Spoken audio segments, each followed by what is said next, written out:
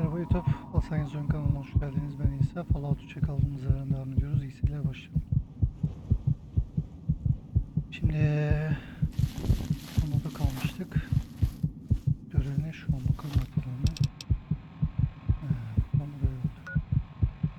Bir dakika, ben buradayım. Ben buradayım değil mi? Şimdi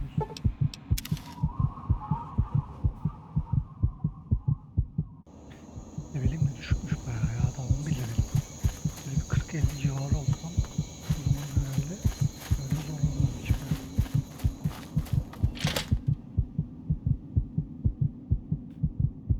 40-50 de olamayız bir kutum. O zamana kadar uzaktan biter. Tamam mı? Böyle bir 20-25 civarı olur.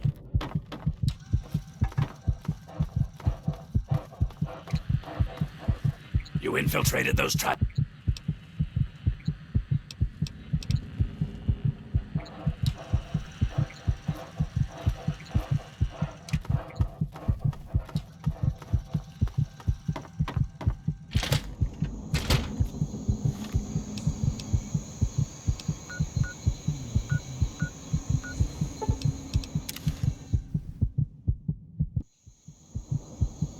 Dokunsalar öleceğim bu arada. Ne kadar az.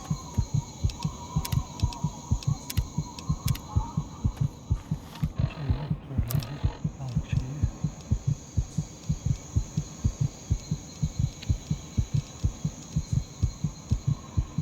Şu yok. Birlikte oynayacağız.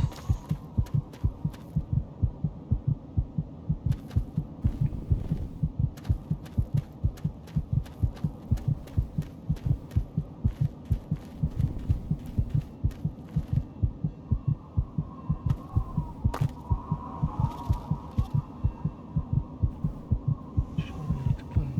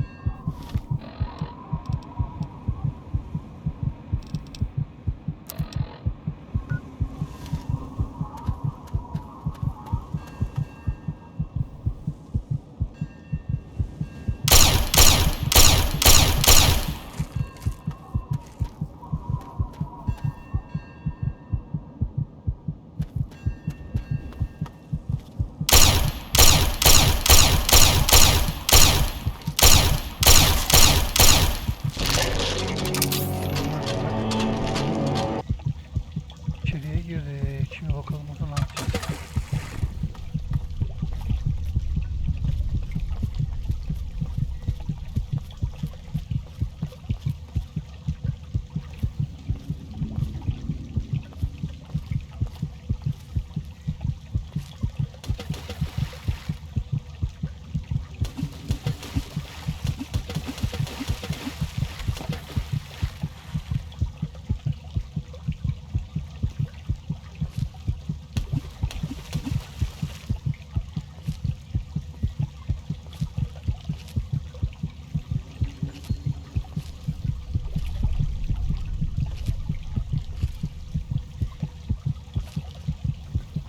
Olmaz ya.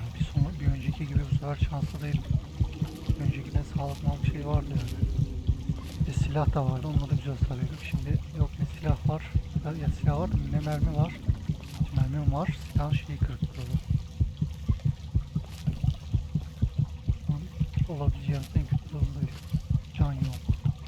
Orijinal hasar verecek silah yok.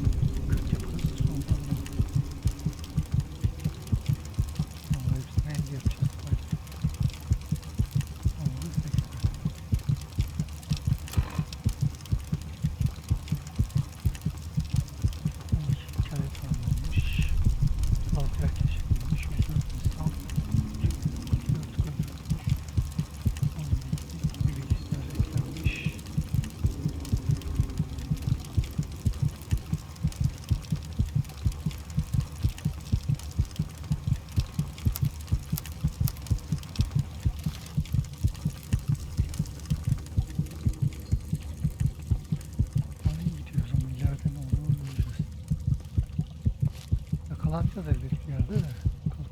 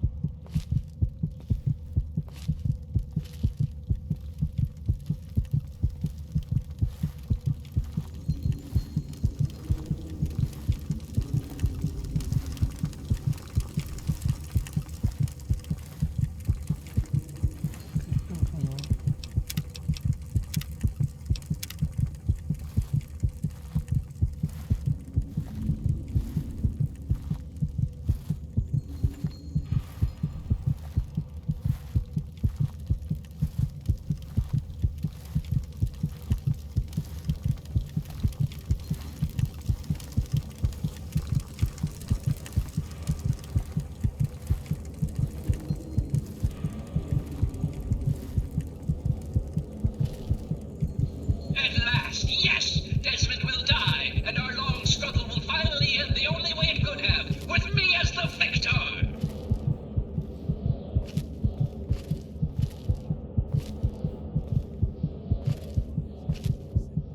No, not astral knowledge, you simpleton! Psychic domination! And that still won't be possible until you destroy Desmond's jamming device! Ne arıyorum ben burada anlamadım ki. Görev ne? Lider. Onun yaratıkların liderini mi öldürecek? Hayatta öldüremem. Can yok, şey yok. Eğer lider öldürmüyoruz. We shall reconsecrate the mansion and remove the impurities disrupting your perfect guidance. Yes, fine. Go destroy the house and its impurities. Just stop that jammer and I'll be free of you morons once and for all. Yes, we shall be free of all limitations. Thank you, Master. We shall be the instrument of your mighty will.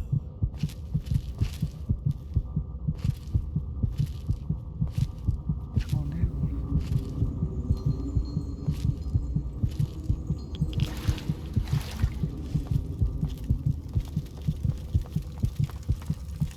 Hello? After all... Oh. I am not... Anlamadım nasıl Yeah. yaşıyor lan? Yes, fellow seeker? Yeah.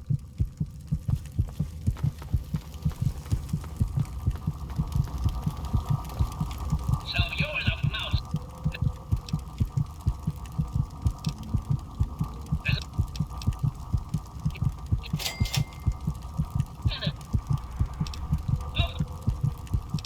Yeah.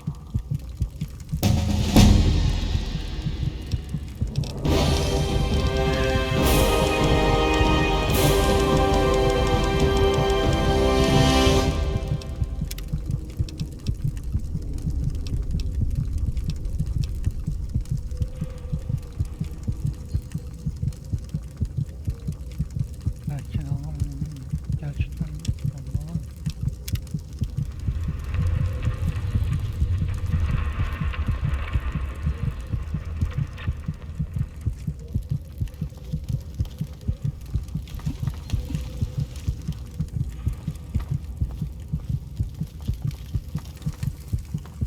Ben burada bir kayıt daha bir şimdi.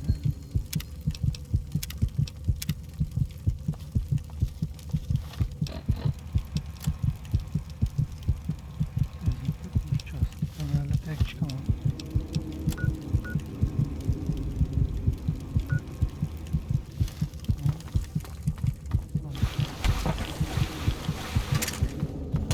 Cevabı kesin olsun ama.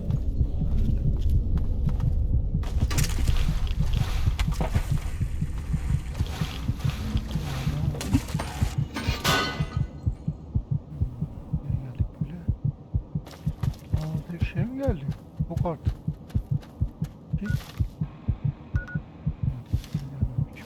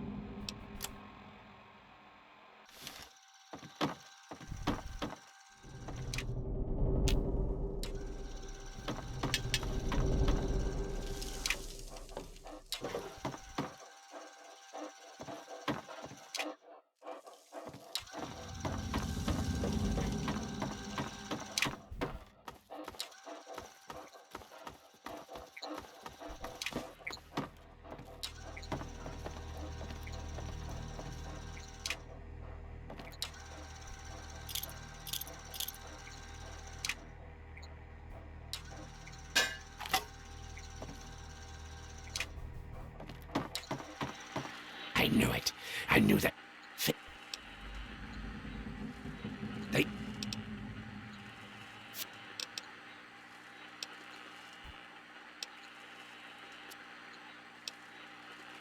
Kısımları bilerek hızlı geçiyorum anlamadığım için. Tekrar.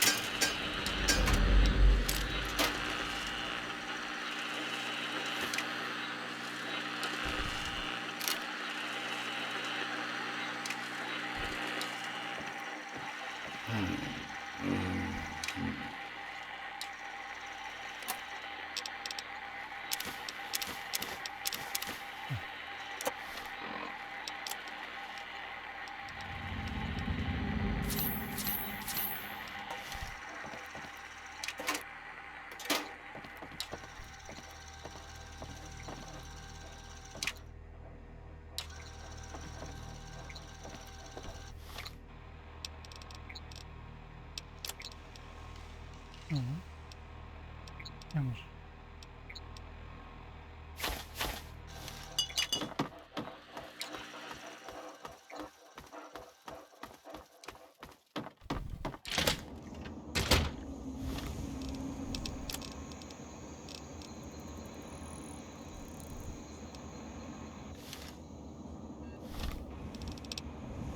Şimdi nereye gidiyor?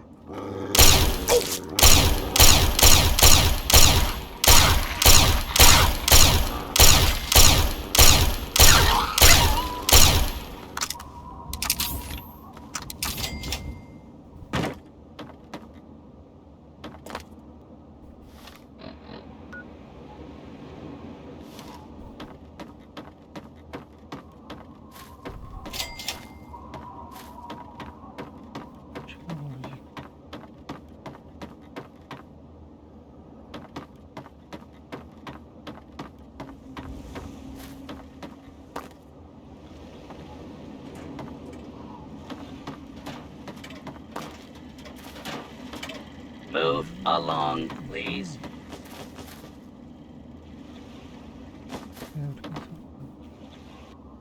Well, I knew that's why you came to me. Varmış. Şimdi bir şey var mı? Bir dakika, önce bir çıkayım buradan. Keleş silah lazım bana, değil mi? Bir daha başka silah mı lazım? En çok şunun mermisi işime yarıyor, pompalı. Pompalının mermisi ne ki? Pompalı mermisi. Önce bunu onarmam lazım. Kaldırdım. Oh, it did. Of course, I learned many tricks from my father.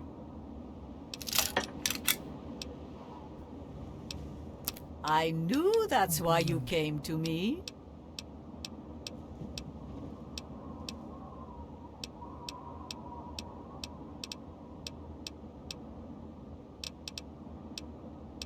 Yok mu pompalı mermisi?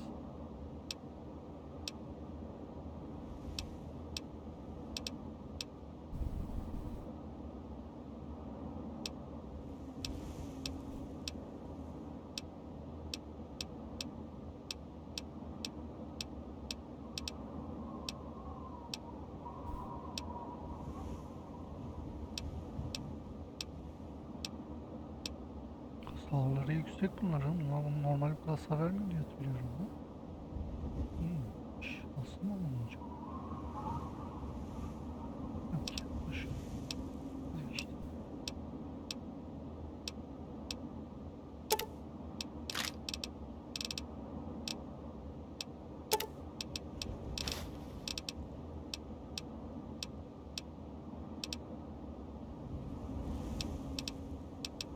Benim satabileceğim ne var?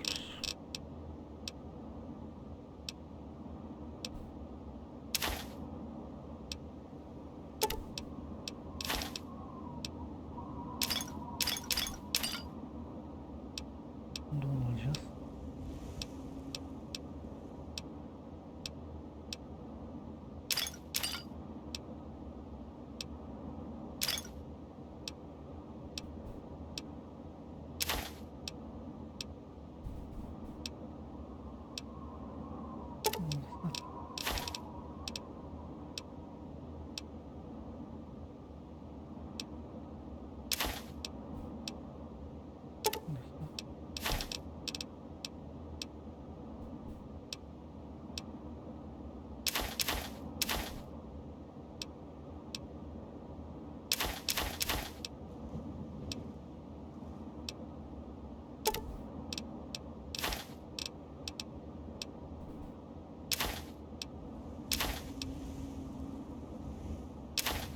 Anlamadım nasıl kullanıldığını.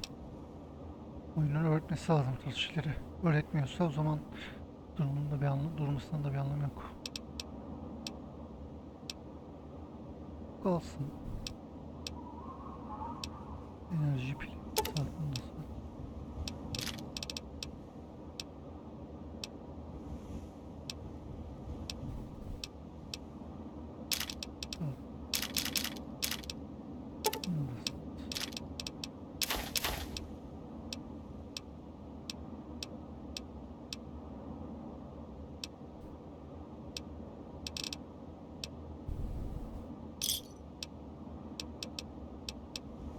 Of course, I learned many tricks from my father.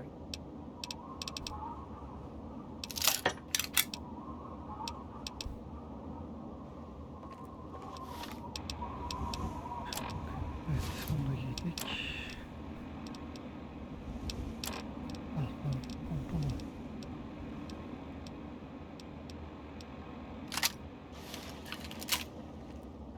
Yani birazcık toparladık gibi. Ama dediğim gibi bana da çok daha güçlü silahlar lazım. Yani çok daha belki şöyle bir de 150 hasarlı olsa işime yarar herhalde.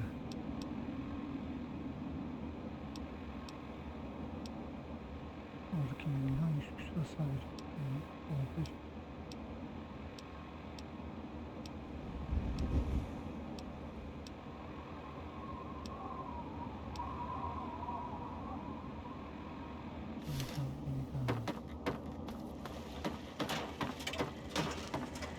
Oh, I And what is it you would like to purchase?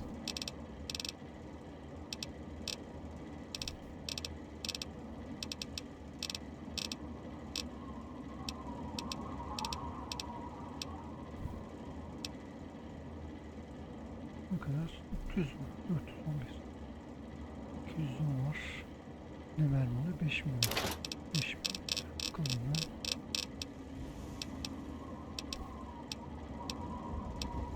Alsam 200.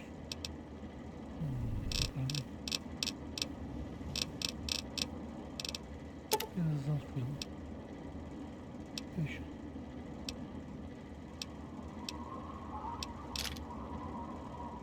Şimdi biraz önce. Güzel hasar veriyor çünkü.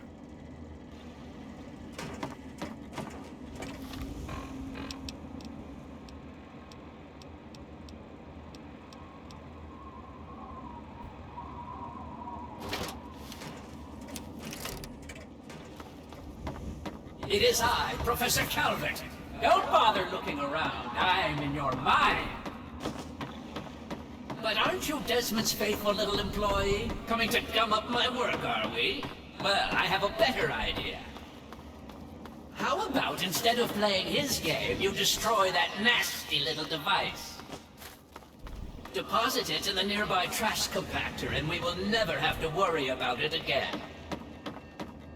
I assure you that the gratitude of Professor Calvert is worth a great deal more than that of a washed-up old limey. Bunu çalıştırmamız lazım.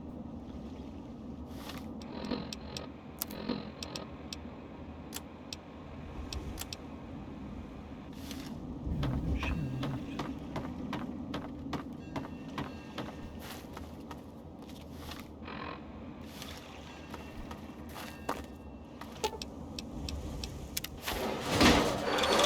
Excellent! I knew that you would make the right choice. And now it is time for Desmond to meet his end. He's made a fatal mistake. Return to Calvert Mansion. I have something there that I'd like you to see.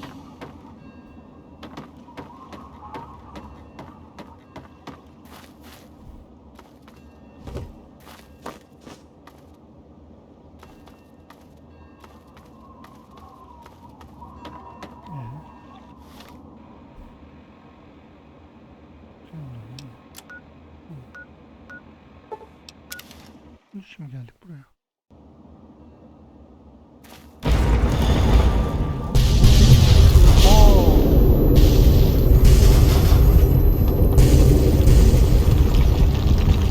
Oyun kurulu.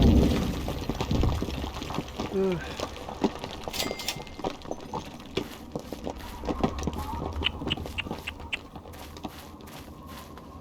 Öyle bir oldu lan.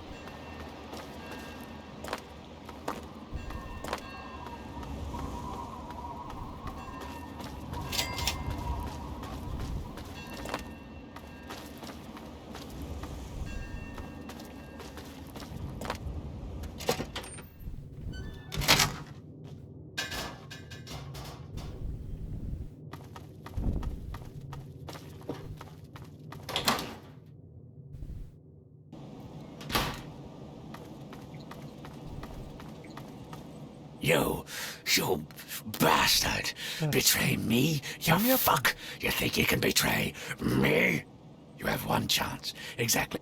We are God, and you. What?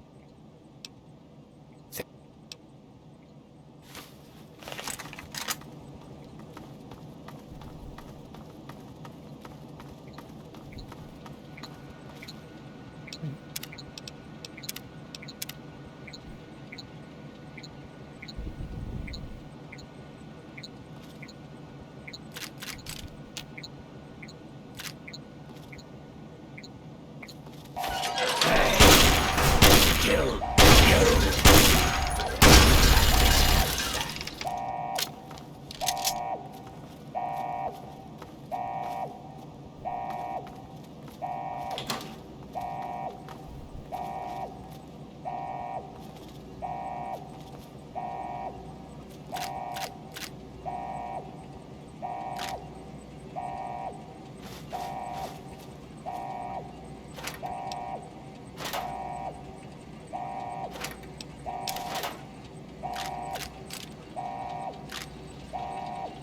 Let's go. I can smell him. He's just.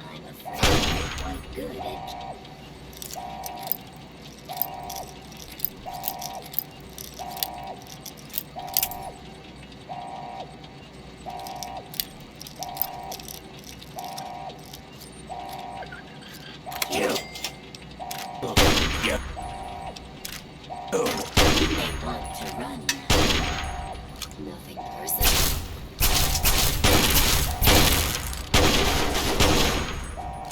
That takes care of that. Let's go before he has time to prepare. Evet, evet.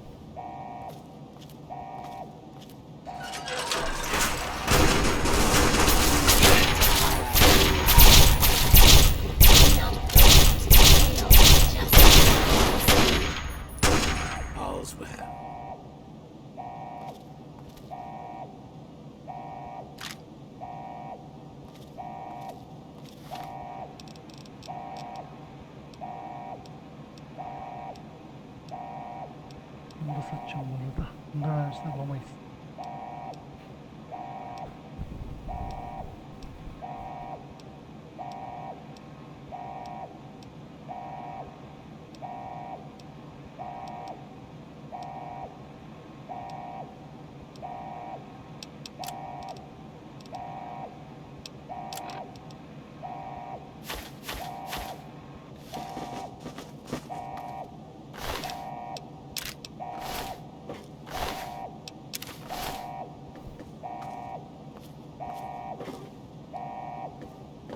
I can smell him.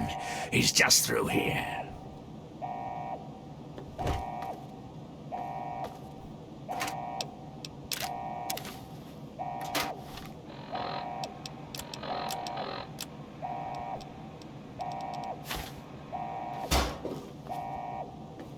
Çıktı, açayım şu kapıyı.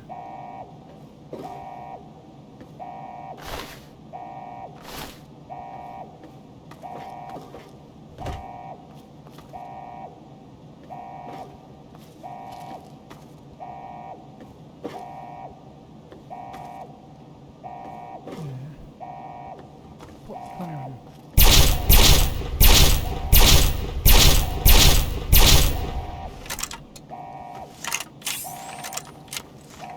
Öyle olmaz.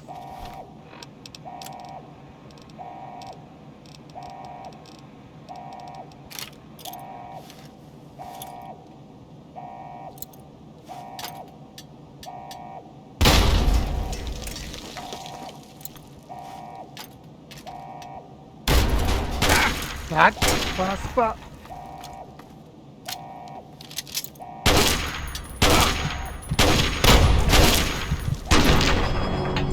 Adam oraya takıldı, şey yaptı. Ben ne yapayım? Kapıyı açmak için dedim.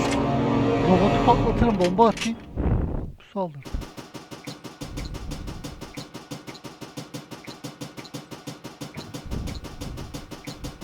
Evet, kaldığımız devam.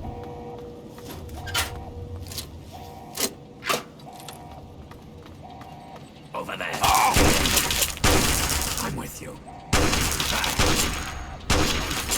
You've been here. Allow me to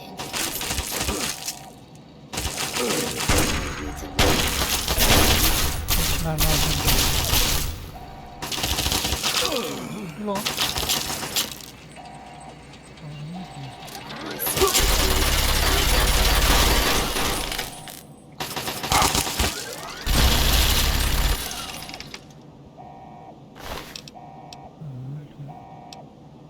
Atlayalım ya, ölmesin.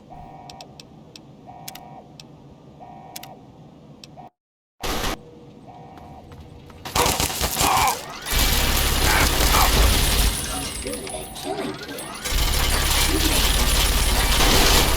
You.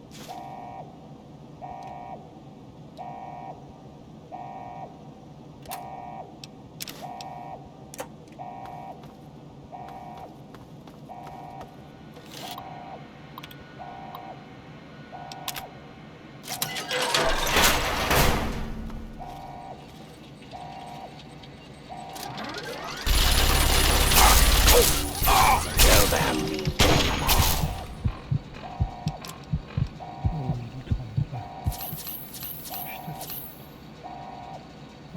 5 tane.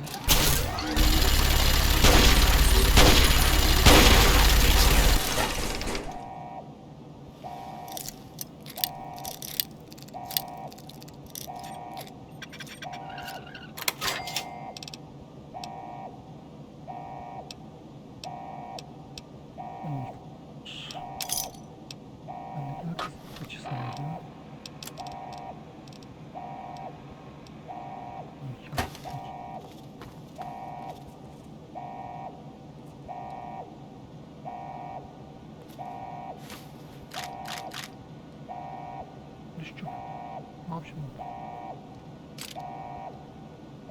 İtalya uzatılmaz elmi. Neymiş lan bu?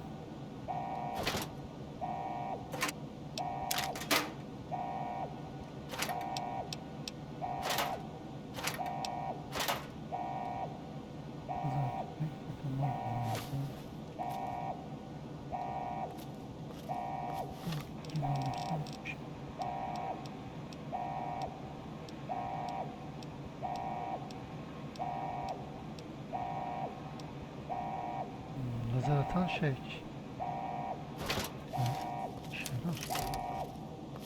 Ne takıyorum? 35.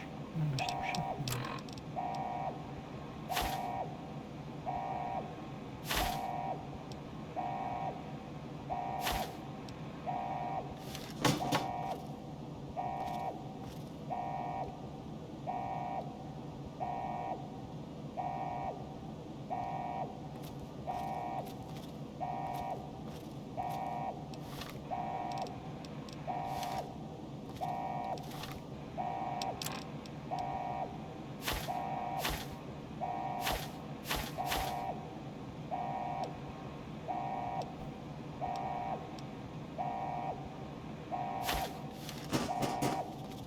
Bekle.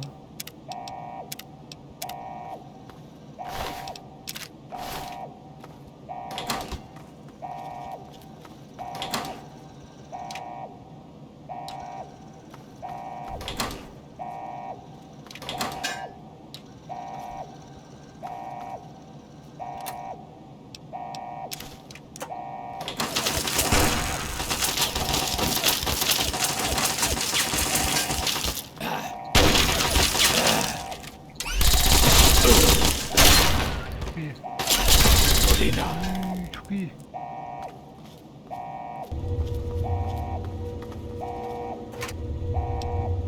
Hasar şey kaç mı? 127. İyi. Ben bunlar şeyini parçalanmış şeyini sürekli full tutarsam da 2 milyon düşünmeyen olsun. At last. There you are, you slippery bastard. At last. Let's end this here and now. Okay. Ow.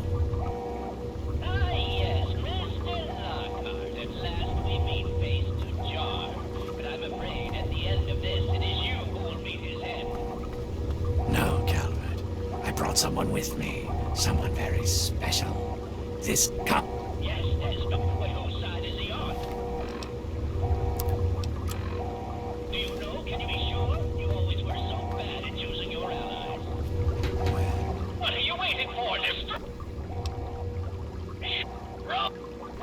You stop. They're still moving. Keep on. Identified.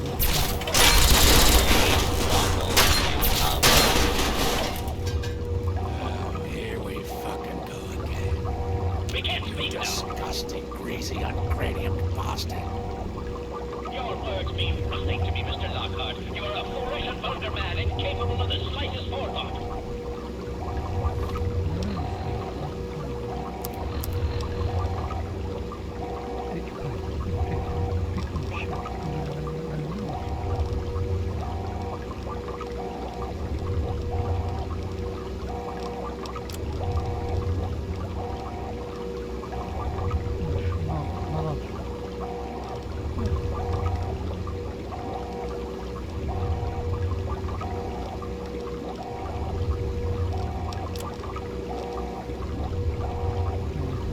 And you, always with empty fucking threats and meaningless drivel, but never the will to act.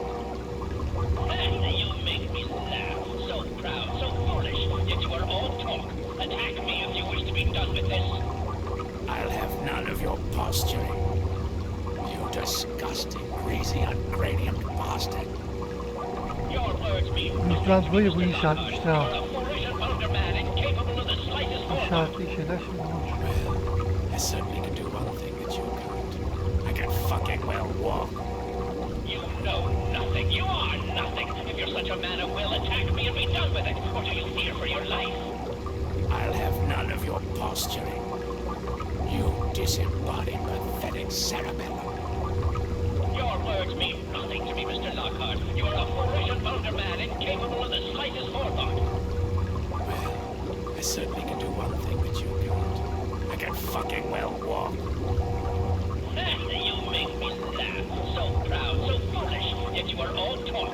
Attack me if you wish to be done with this. Always so full of talk, Captain. You disgusting, greasy, ungradient bastard.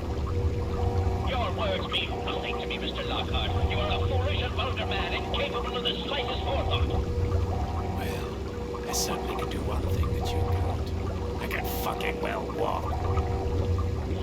You make me laugh. So proud, so foolish, yet you are all talk. Attack me if you wish to be done with this. Oh, here we fucking go again. You disembodied, pathetic cerebellum. So vulgar, Mr. Lockhart. After all this time, you still haven't learned to expand your vocabulary. And you, always with empty fucking threats and meaningless drivel, but never the will to act. You know nothing. You are nothing. If you're such a man of will, attack me and be done with it, or do you fear for your life? This never fucking ends. You and your pathetic threats. You disembodied, pathetic cerebellum. Your words mean nothing to me, Mr. Lockhart. You are a foolish and vulgar man, incapable of the slightest forethought. Well, I certainly can do one thing that you can't. I can fucking well walk. You know nothing. You are nothing. If you're such a man of will, attack me and be done with it, or do you fear for your life? Ne tartışıyorsun? Ne oldu ki? Ben mi bir şey yapacağım? Ne oldu? Profesör, şimdi yazayım.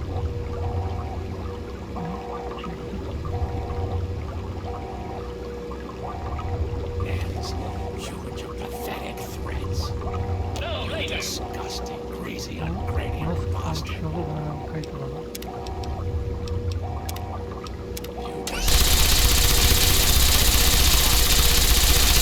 Your words mean nothing to me, Mr. Lockhart. You are a foolish and vulgar man, incapable of the slightest forethought. fucking well walk. How could this be? At last, the world is rid. And injured.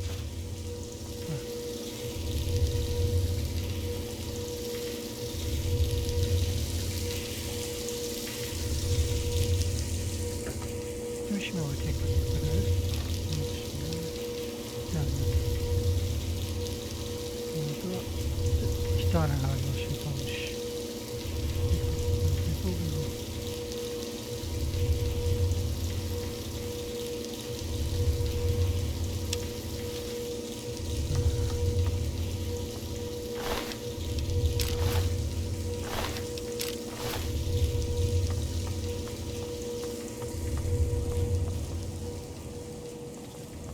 I wasn't aware.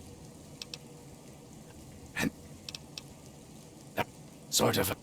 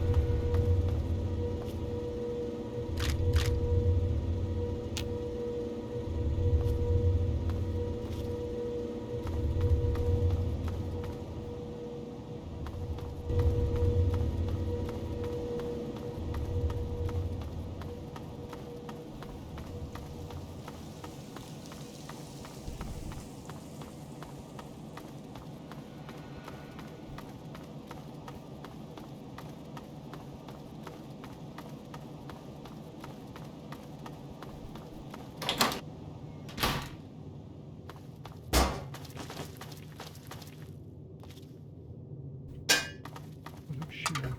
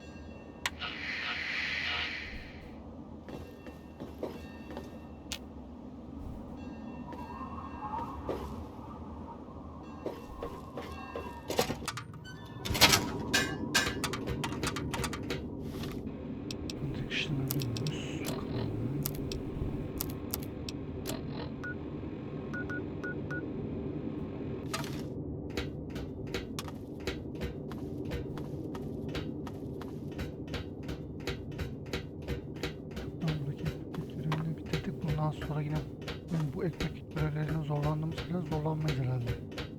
3 tane normal haritadaki düşmanlar herhalde bu pek güçlü olmaz. Yani ne oldu? Bazı bölgeler güçlü olabilir. Ona dikkat edeceğiz.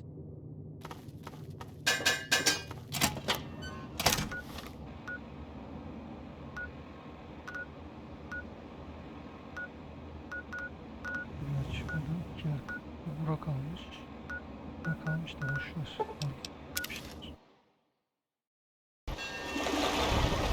Hey!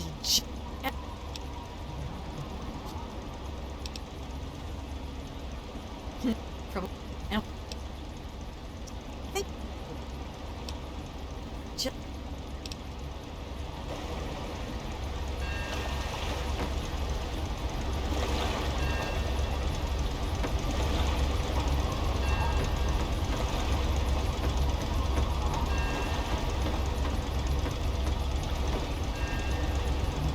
Nerede?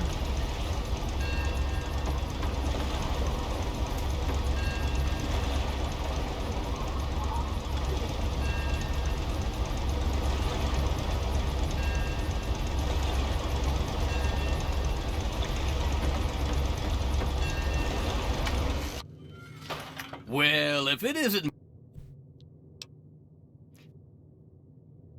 Found you. Niye saldırır lan bu bana? Ben ne dedim, ben bir şey falan mı dedim?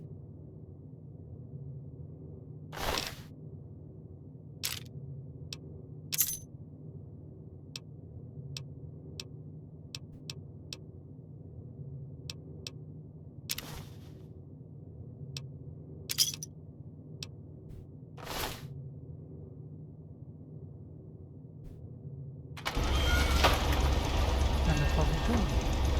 We having fun yet?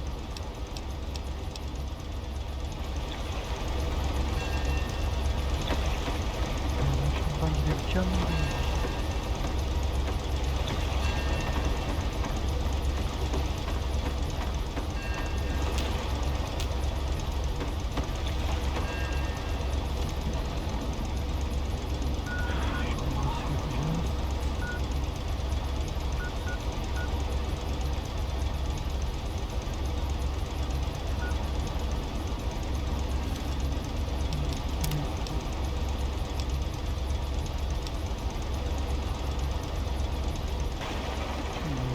Bu adamı öldürmek zorunda mıyım? İçeri girince bakıyorum. Well, if it isn't my favorite traveler. And oh, what... Why, when you were... But... Bunu deyince öldürüyor. Ha, acaba ben bunu mu dedim? Asıl bunu deyince öldürmem gerek. What? The only... But I...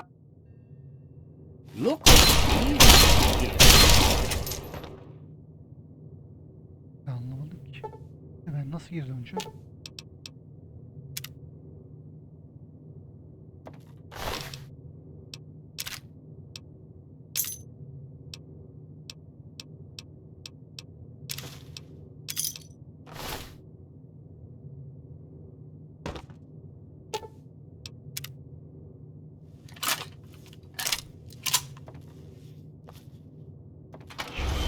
Yanlış bir şey yapmadım.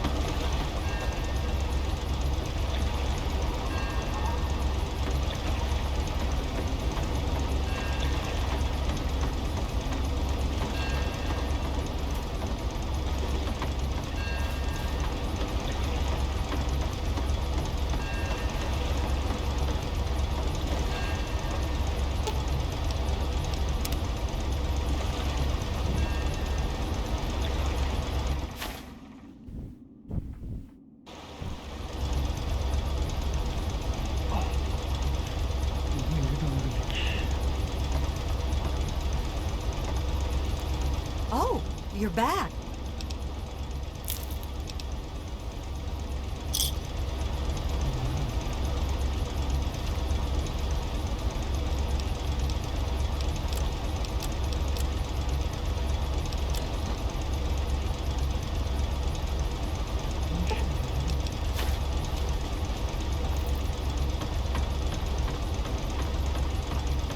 We having fun?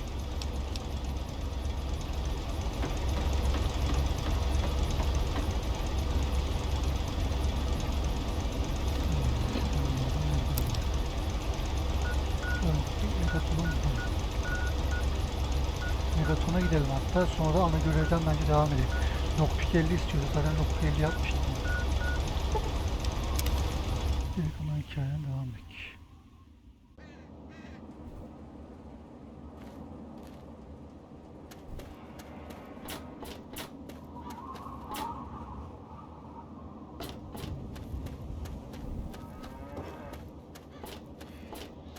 What's up?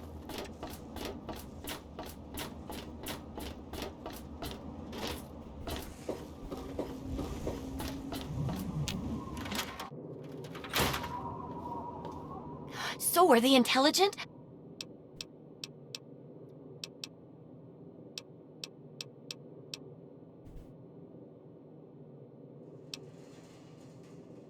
Well, it'll help humanity rebuild, right? I mean, who... Besides, it's bound to work out better than some of my other projects. I mean, we...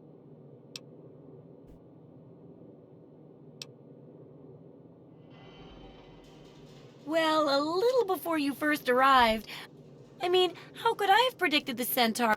But nothing bad like that could happen with...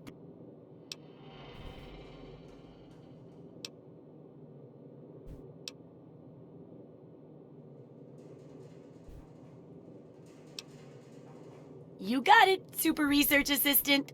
Hey, I should get you a costume or something.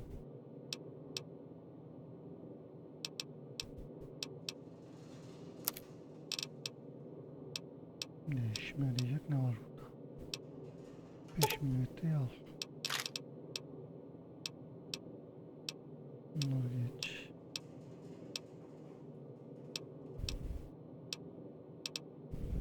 Elektron. Şarj. Bunu da al.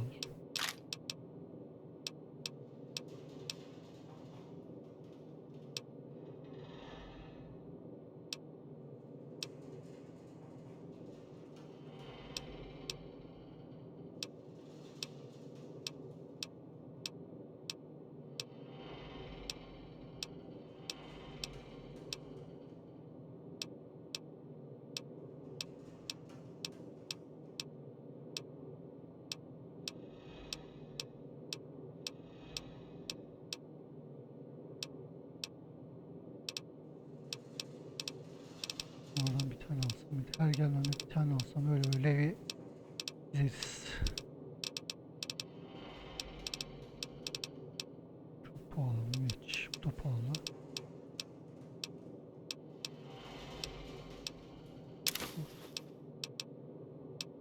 Ben de satabilirim.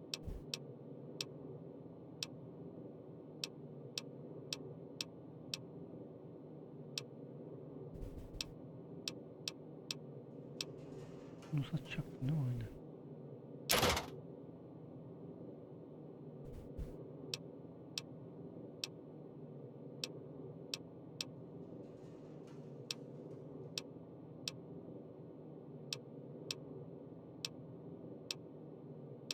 Şunu satsam mı ya?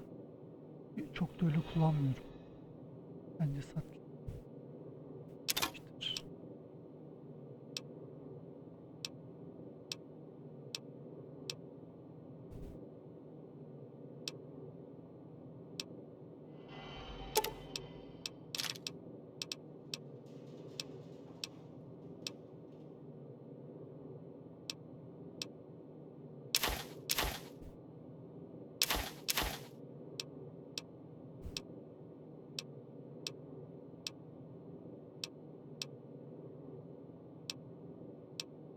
Uzaylı güç. Tamam kalsın.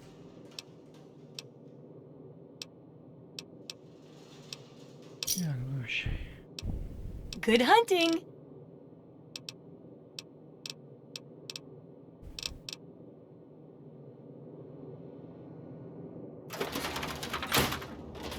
Yani tekrar gitmem lazım.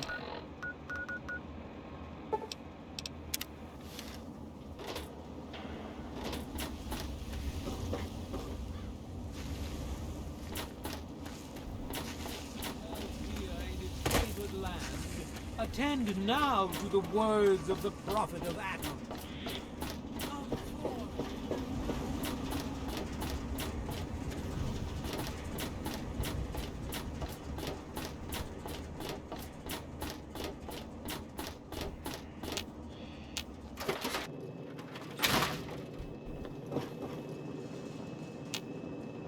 Ben şimdi bu CD'leri aldım. Nerede kullanabilirim? Çalışma tezgahı.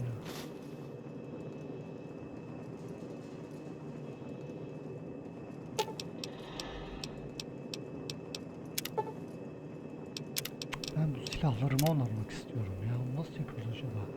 Yeni bir şey değil de bendeki silahları onarmak istiyorum.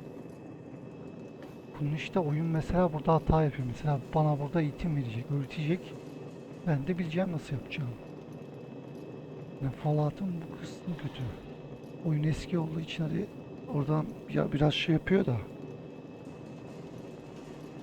kurtarıyor da yine de olsa daha güzel olurmuş.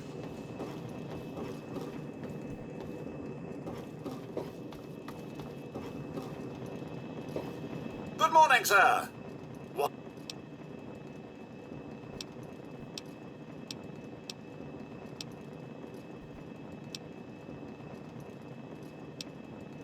If you come across any schematics in the wasteland, you'll be able to construct its contents on this specially designed table.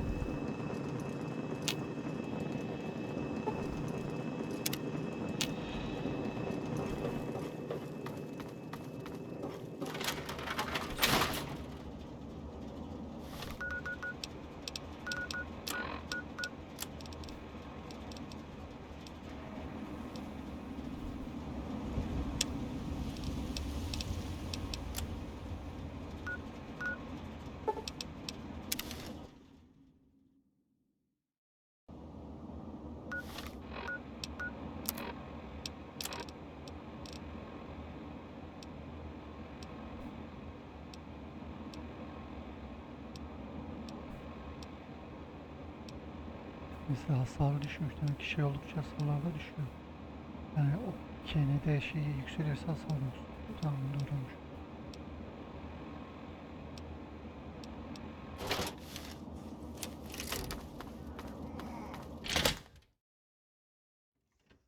İçeridekiler tekrar canlandı.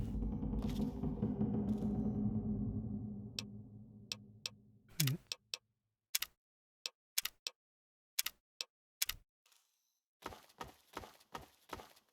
Canlanmış olsa buradan saldırırlar.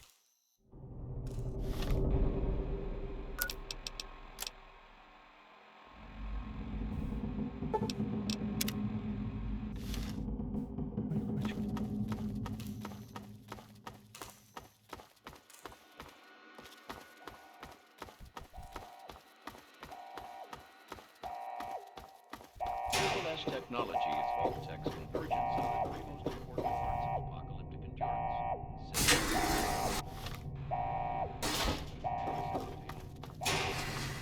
The frown will cut you down. Smile. Our simple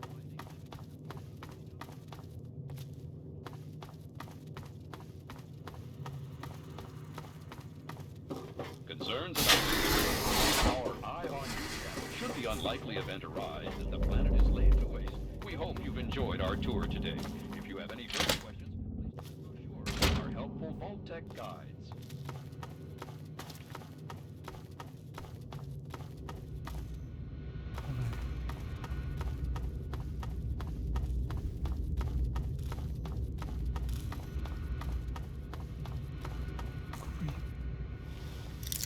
Önceden mesela yapamıyordum.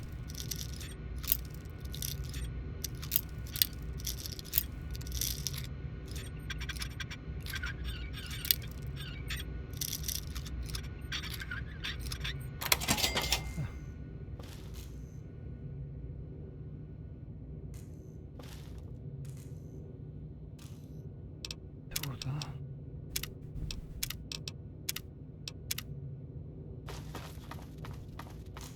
Bu silahın hasarı yüksek. Bunlar varken çok rahat bir şekilde düşmanları öldürürüm diye düşünüyorum. Deneyeceğiz ama.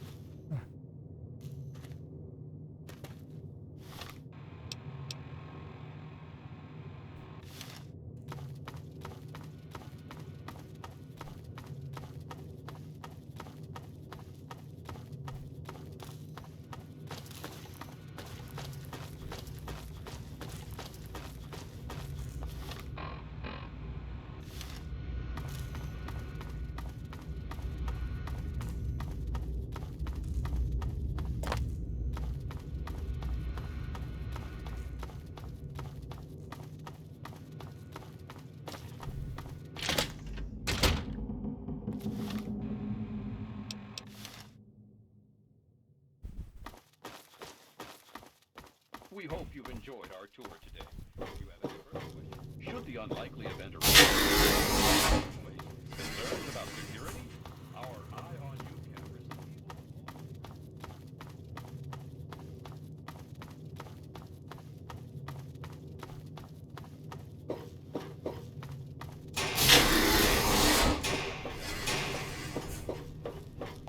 ALS technology is Vault-Tech. Vault-Tech welcomes you to our new line of subterranean vaults featuring our patented ALS technology.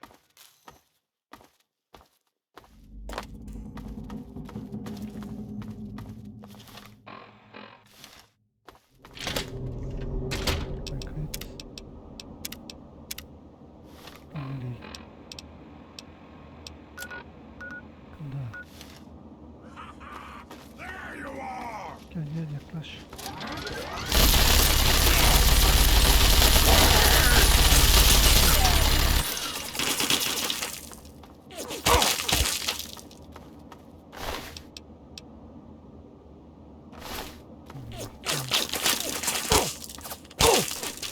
Yaklaş şimdi nasıl sormayacağım.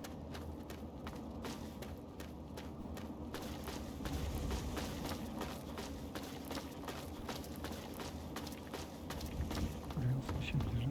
Olmaz.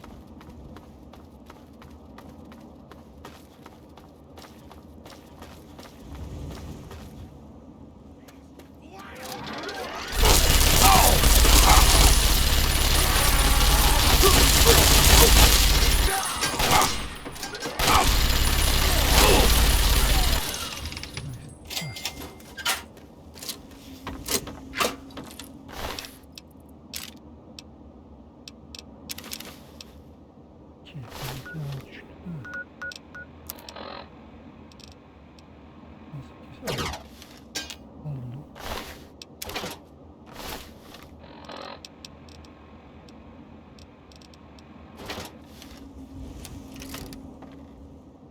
Güzel. Can da basalım. Bir tane.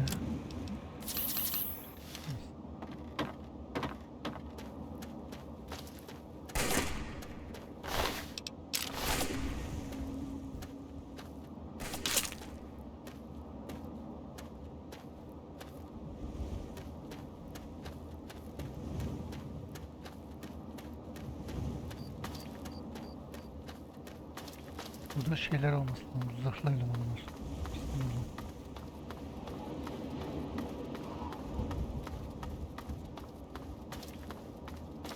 Zırhları giyebilsem çok daha sağlam olurum da. Ne zaman öğreneceğim acaba bunu giymeyi?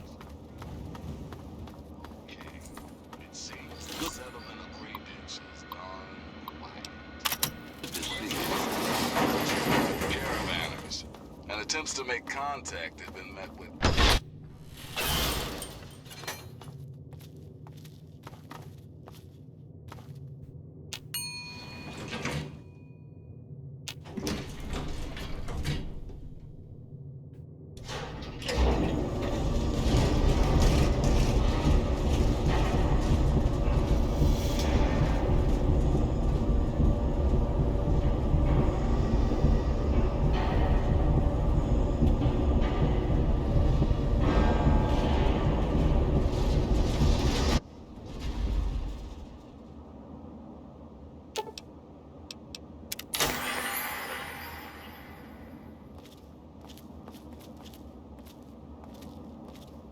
Neymiş bu?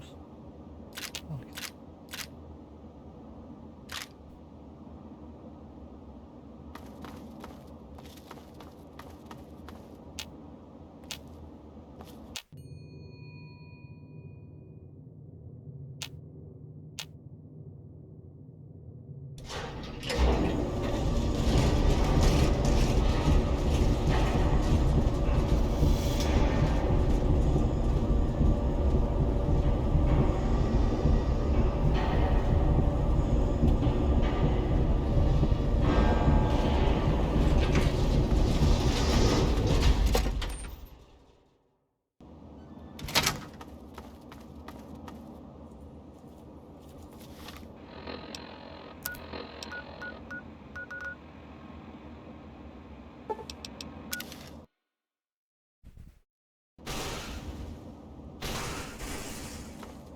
Ben girmeden önce şuraya alıp vereceğim şey alıp bakayım.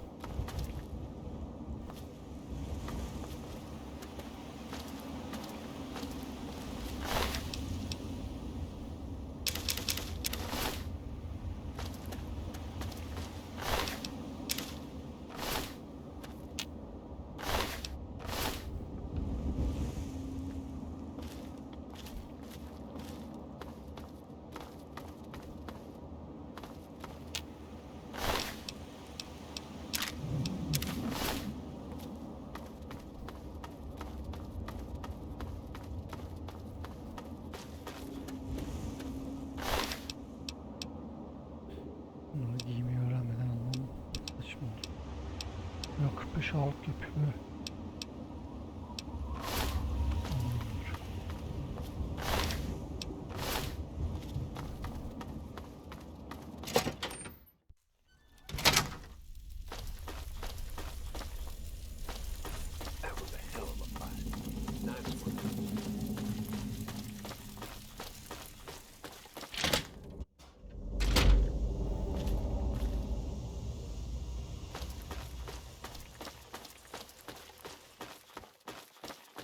Hey, all right.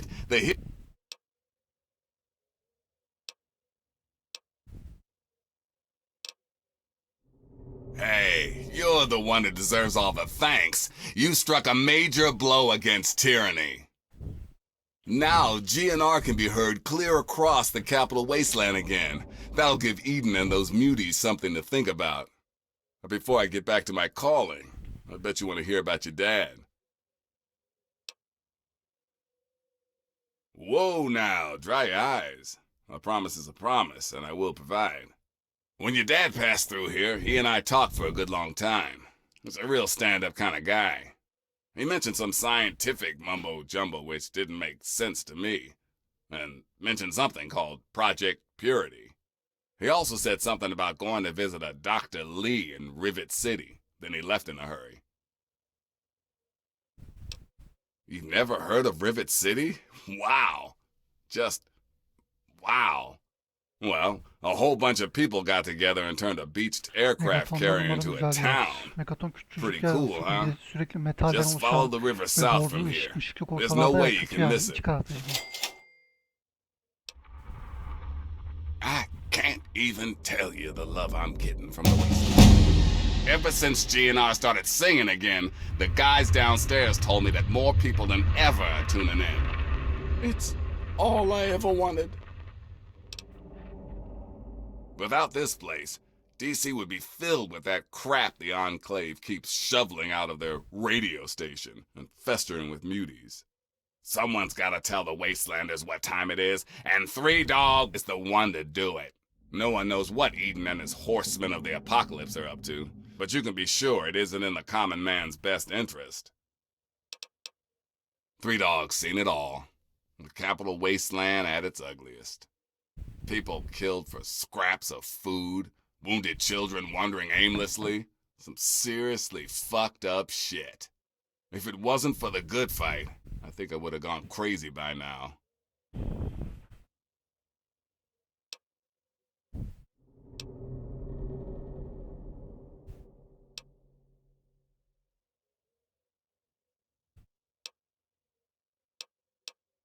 You've got to understand, if I die, so does the voice of the people. I can't take that risk. Your idea of saving the world means combing through the rubble and using a gun. I use my voice. We're two sides of the same coin. If you think always being a target of your enemies is safe, then you got a funny way of looking at things.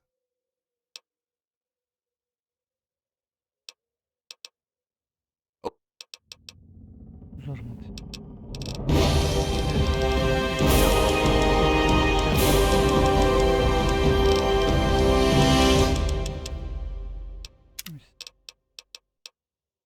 Nerede şu önemli dediği?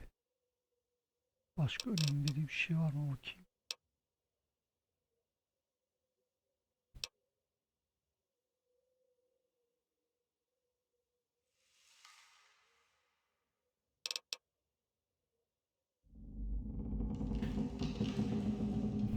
Ya bu benim ne işime yarıyor işte mesela çocuklarla diyalogumun iyi olması bana ne kazandıracak ki?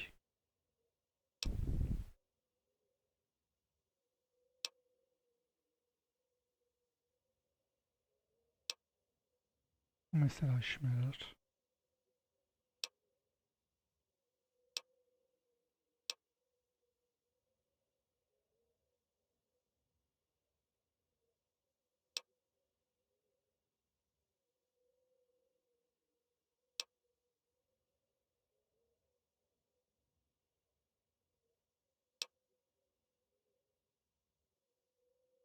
Güzel bak bu işime yarar. Bunu kesinlikle geliştiririm.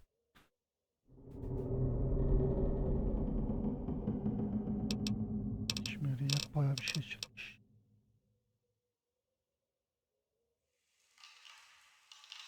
Hiç.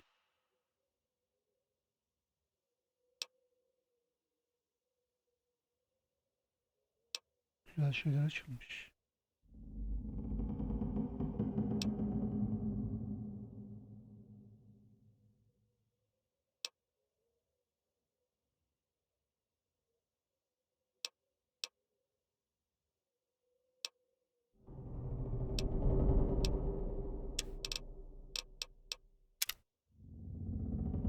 Bu kesinlikle benim 3 seviye falan yapmam lazım.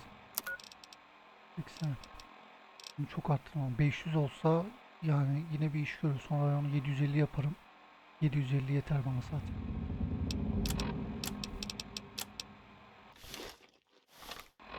Şimdi görev ne yapacağız? Rivet şehrine sonunda gidiyoruz. Gel. Bu şehir nasıl bir yermiş? Daha önce gitmişimdir büyük ihtimalle. Çünkü onu 2 kere bitirdim. Ama nasıl bir ev olduğunu hatırlamıyorum. Bir tane bir şehir hatırlıyorum. Orada sürekli süper mutantlar vardı. Bu asit atan dev karıncalar vardı. Bir de orası radyasyonluydu. Acaba gideceğimiz yer orası. Orası değilse hatırlamıyorum dediğim gibi. Welcome to the GNR reality.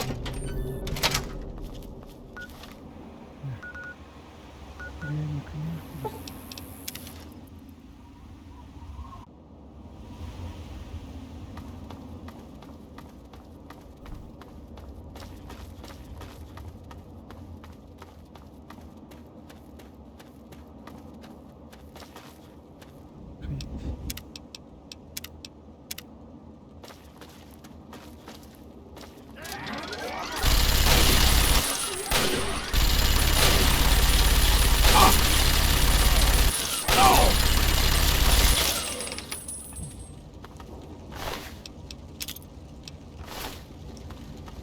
Savunmayı güçlendireyim, hasar vermeyi güçlendireyim.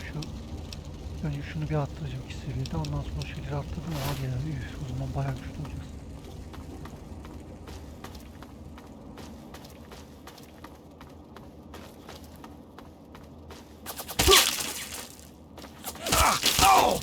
Ben görmüyorum bakalım, daha nereden vuruyorum?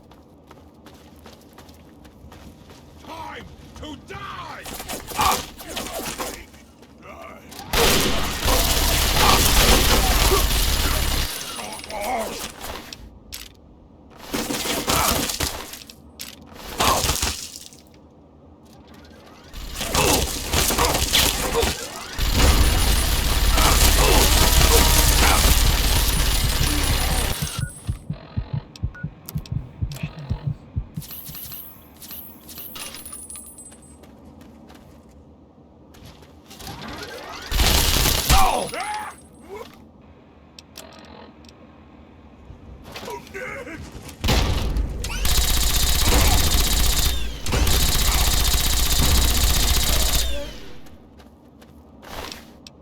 Silahların mermisine sürekli bulundurduğum ve sürekli onardığım sürece hiçbir şey yapamazlar.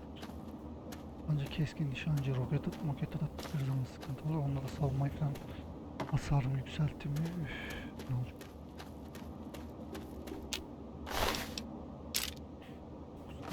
Geç.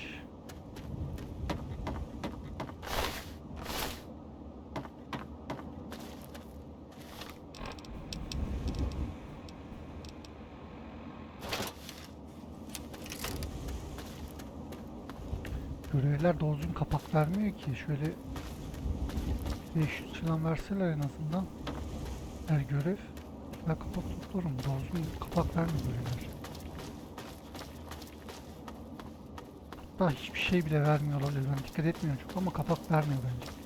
Bakalım şu an kapağı ne kadar kapak var. 697 zaten ben buraya eşyalarını sıkarak tutmuştum.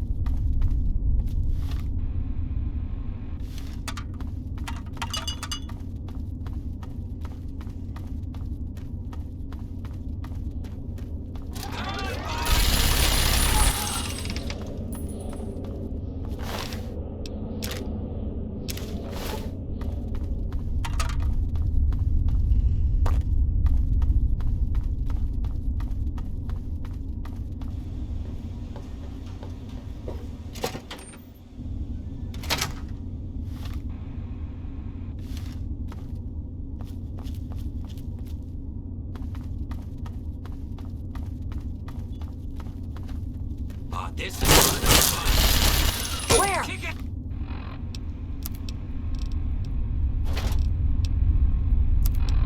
Ass.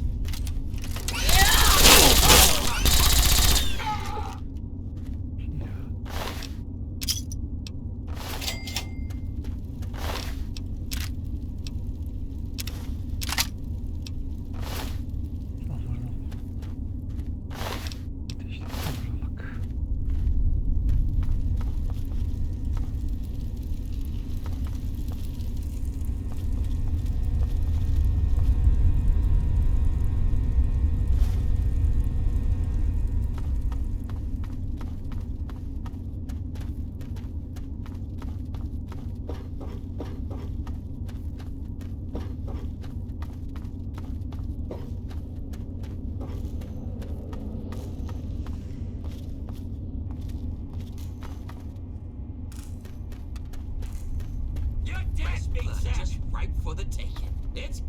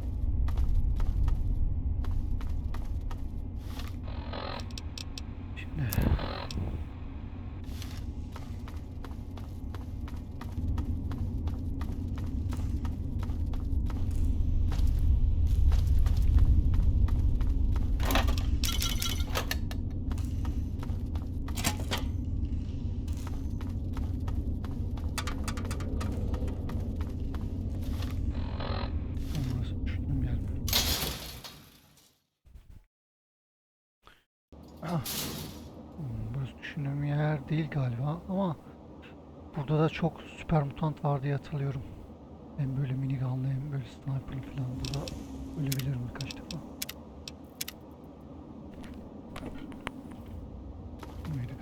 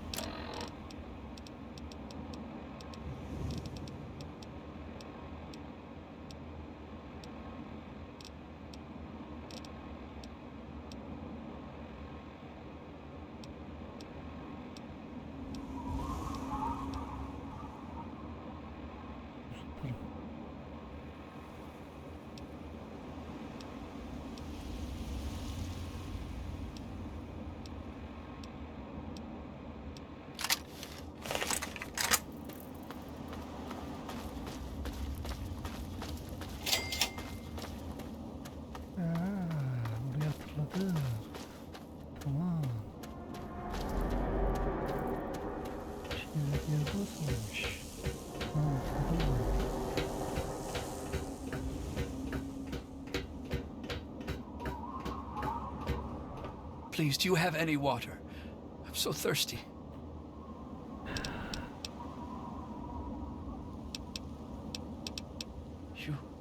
Are you serious? I can't offer anything in exchange, you know. I can just have it. I can just have it? For free? Water. Oh, precious water. Thank you. You're a saint.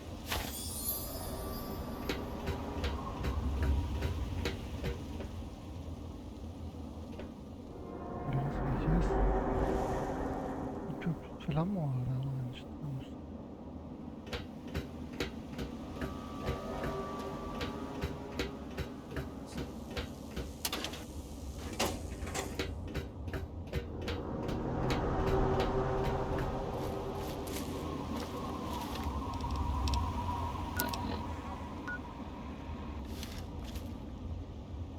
Ölmüştür.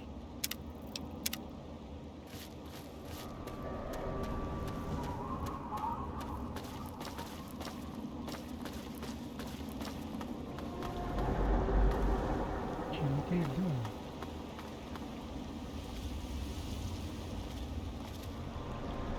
Köprüsü falan vardı diye hatırlıyorum ben, ciddi olsun ya. Konuşuyorduk galiba, sonra köprüyü indiriyorlardı. Ondan sonra geçiriyorduk.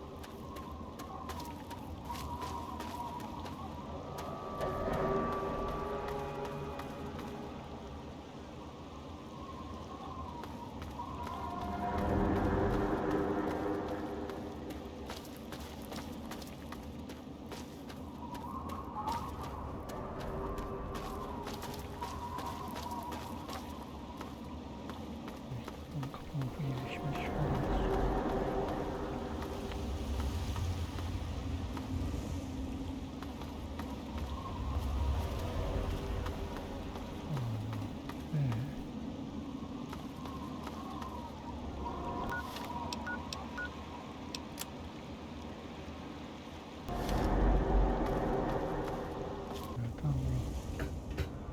Welcome to Rivet City. Please wait while the bridge extends.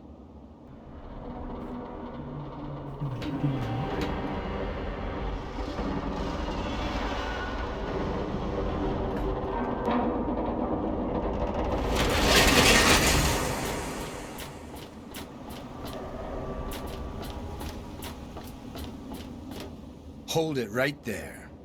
State your business in Rivet City.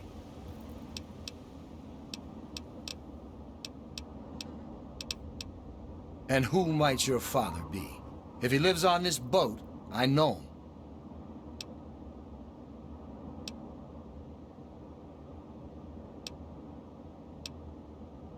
Oh yeah? And I'm a fairy princess. You keep up this smart-ass attitude, and you're gonna wind up floating face down in the river.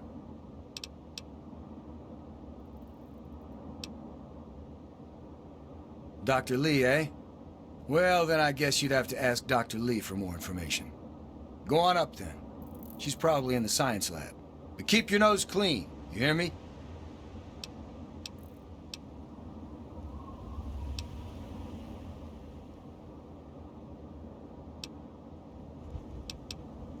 Carry on then.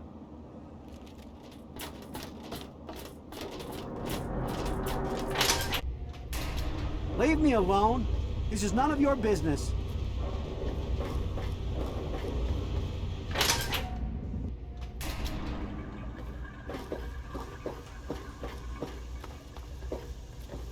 I'm on duty. Make it quick.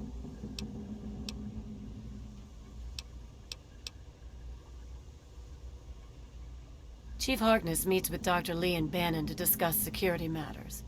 It's a waste of a good Monday morning, if you ask me. They should just let Chief Harkness call the shots.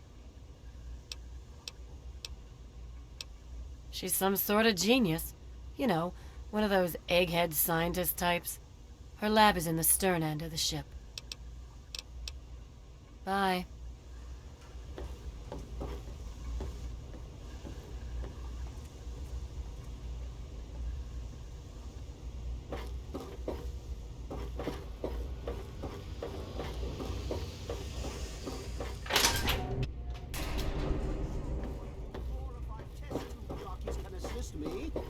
For the most advanced scientific center in the capital wasteland, I find your... Look, Dr. Zimmer, we've been over this. We don't know about your runaway robot, and we don't... Look, this is a restricted area. I'm tired of telling you people. It's you. My heavens, you look so much like him. You're James's son, aren't you? What are you doing here?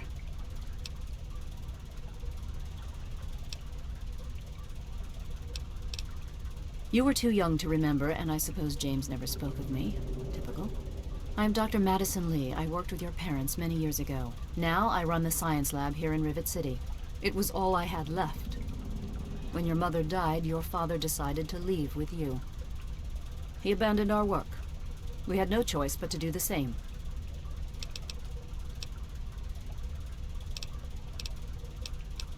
Rivet City is one of the few bastions of civilization left in the land. We're working to rebuild our society, to make the world livable again. This is the Rivet City Science Lab. It's taken many long years to put together, but we've done well for ourselves. Our work on portable fusion power and hydroponics are coming along quite nicely, if not quite according to schedule.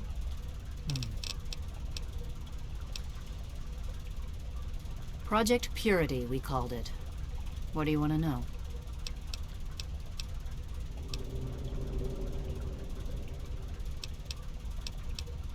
You happened. It wasn't just you. We had more problems than we could handle already, but your birth is what finally pushed it over the edge. Your father decided that you were more important than everything we'd been working for, and he left. He left all of us. Once he was gone, the Brotherhood decided we weren't worth their time anymore. Without their protection, we had to abandon the purifier. We had the basic principles down. We understood most of the science behind it, but the radiation in the area is so pervasive. Small-scale tests were fine, but anytime we tried to test the process on a larger scale, it was just too much. Maybe if we'd had more time, or better equipment. It was simple, really. Fresh, clean water for everyone. Such a simple idea, and yet so impossible to realize. The plan was to build a facility that could purify all the water in the tidal basin at once. No radiation, no muck, just clear water. It just turned out to be more difficult than we anticipated. Okay.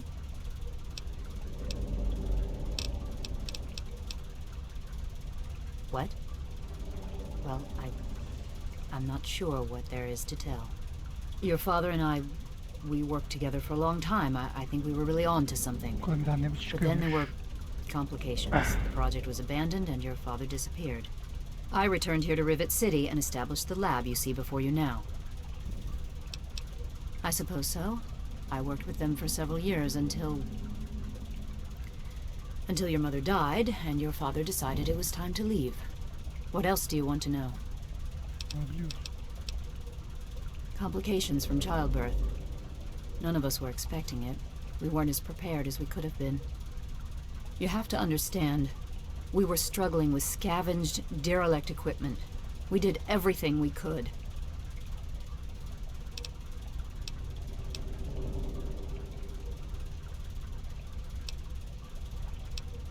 As I said, I am sorry. I'm afraid I can't go back and change the past.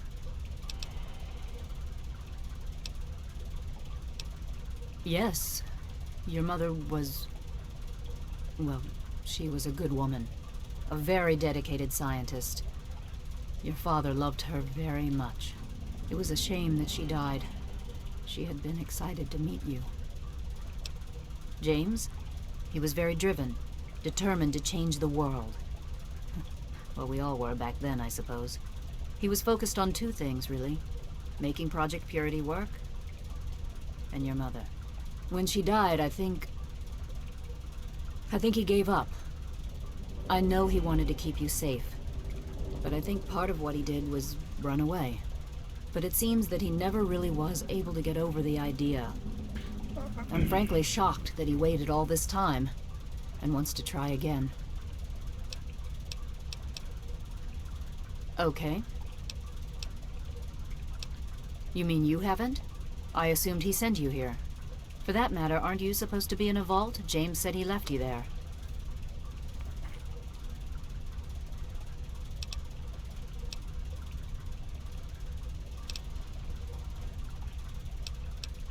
Your father is no longer here, and I'd appreciate it if you didn't use that tone with me.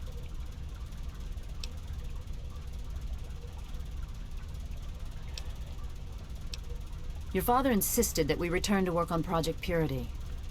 I tried telling him too much time has passed. There's no way it would work. Predictably, he refused to listen to me. He says he can prove it will work and headed off to the old lab. I'm sorry, I don't know what else to tell you. It's in the old Jefferson Memorial Building, northwest of here. Please, don't go after him. It was foolish of him to even think about going there alone.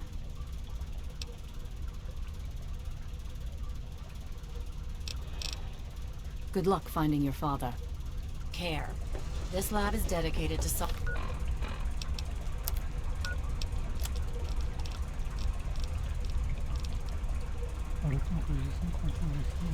solving real problems. Ondan önce buradaki herkese bir konuşalım. Belki yan görevini alırız. But Dr. Lee. Dr. Lee is... Please excuse me. There is much work to be done. I help Dr. Lee when she needs equipment moved. I am no scientist. I just help with the heavy things. trying to save lives, and your constant interruptions are interfering. What do you need?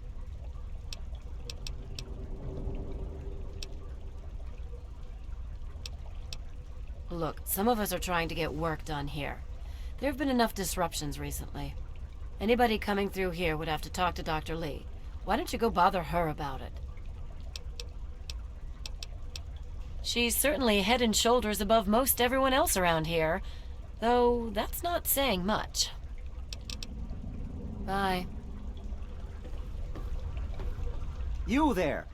What are you, some kind of lab assistant? No, you look a bit more weathered. Are you by any chance for hire?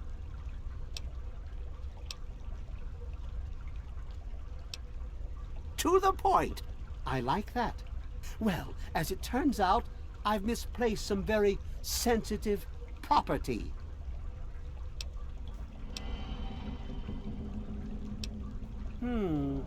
How do I put this in a way you'll understand? All you know of robots are those buckets of bolts, those Mr. Handshakers and whatnot. Well, that's not all a robot can be. You see, in the Commonwealth, we've made artificial persons, synthetic humanoids, programmed to think and feel and do whatever we need. And occasionally, they get confused and wander off.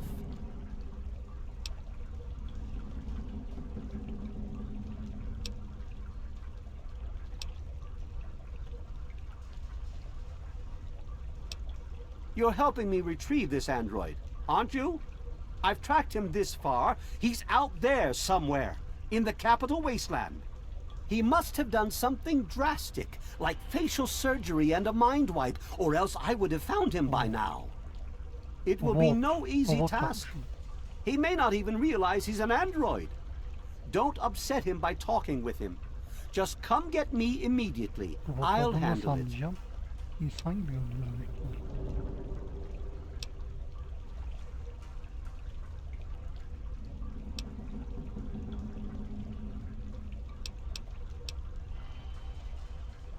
I'm sorry, it slipped my mind. I have at my disposal advanced technology from the Commonwealth. I'd be willing to share some of it with you. Just think, you'll be the envy of all your friends. Excellent! Locate my android and you won't be disappointed. Here, listen to this message he sent me. He's mocking me. I swear, I'll make him pay for that.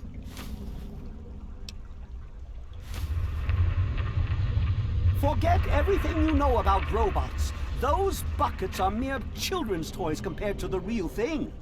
Androids have fake skin and blood and are programmed to simulate human behavior, like breathing. They can even eat and digest food realistically. Like I've said, I suspect he's had facial reconstruction and possibly even a mind wipe. Search the offices of doctors or techies for android information. If he's come into contact with these people, there may be records. Doktor teknisyen. Start with Dr. Preston. He lives on this leaky boat. See if he knows anything. He's a doctor, after all. Now, if you'll excuse me, I'm busy trying to ignore my surroundings.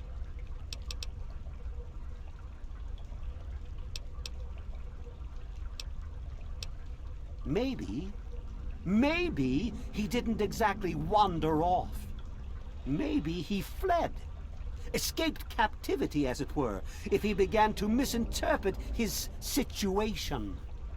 It's possible my android sought to forget his previous life, wipe away all memory, all guilt, trick himself into believing he really is human. So no, he may not be just an ordinary robot, but he's certainly not human, no matter how badly he wishes it so. I made him. I want him. End of story.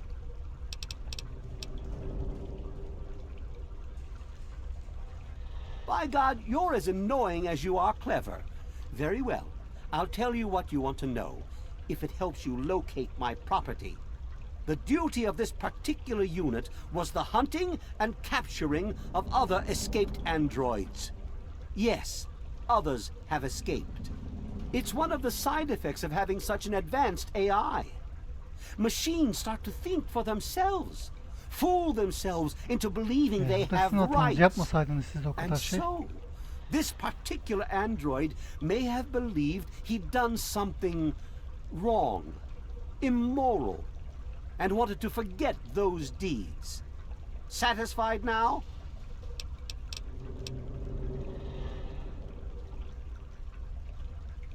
This particular android, designation A321, is different, special, the most advanced synthetic humanoid I've ever developed. The others, like my escort Armitage there, are all older models, easily replicated.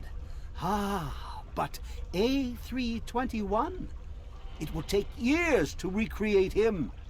So you see, this android must be located at all costs. The others are all acceptable losses, but A321, he is irreplaceable. The Commonwealth itself is nothing but a war-ravaged quagmire of violence and despair. Inside the sealed environment of the Institute, however. But the Institute's affairs are none of your concern. Your undeveloped mind couldn't even begin to comprehend what we've accomplished. Of course you do. That's close enough. Keep your hands where I can see them. Railings on the flight deck.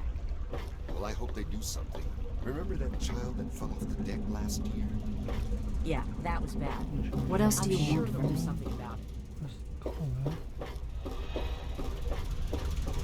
Good to see you.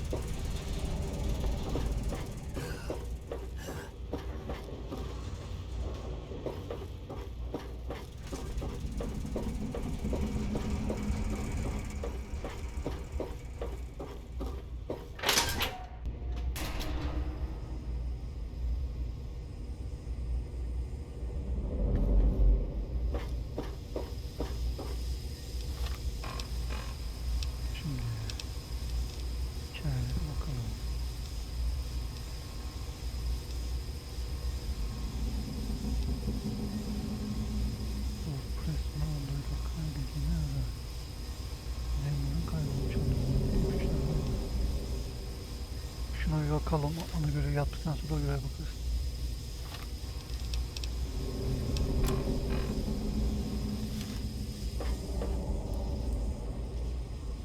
Yes, that's locked. And yes, I can see the triangle.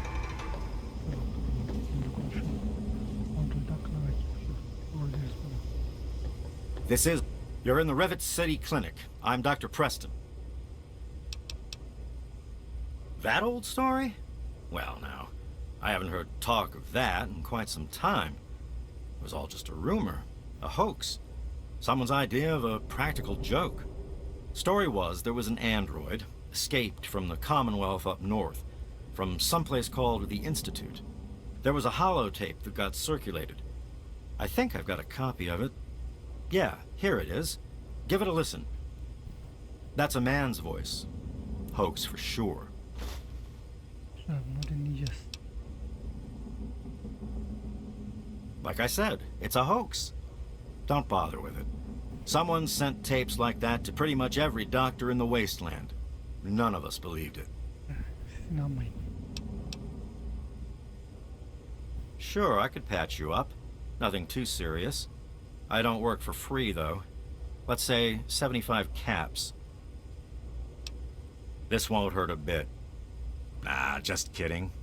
It will probably hurt a lot. Hold still.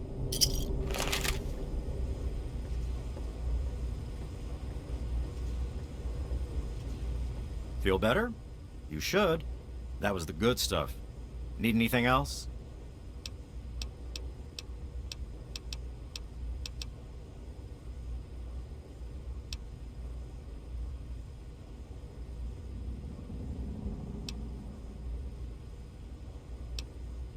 Don't get any cute ideas. Security is just a shout away. Now, if you've got any medical issues, let's hear them.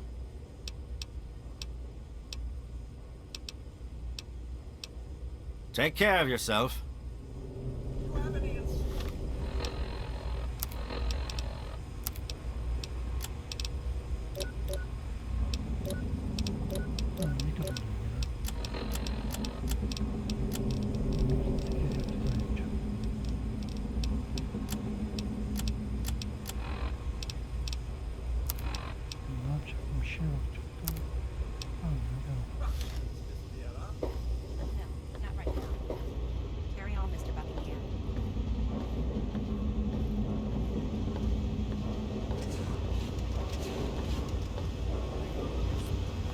They call me sister. Don't ask.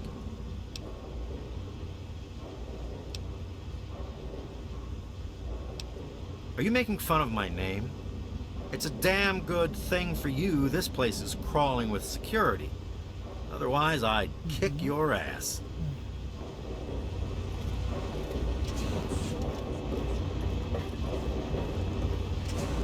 Hey. Welcome to the Weatherly Hotel. I'm your hostess, Vera Weatherly.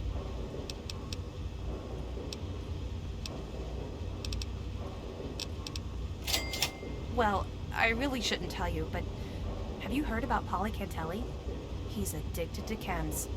His poor wife, Cindy, is at her wit's end.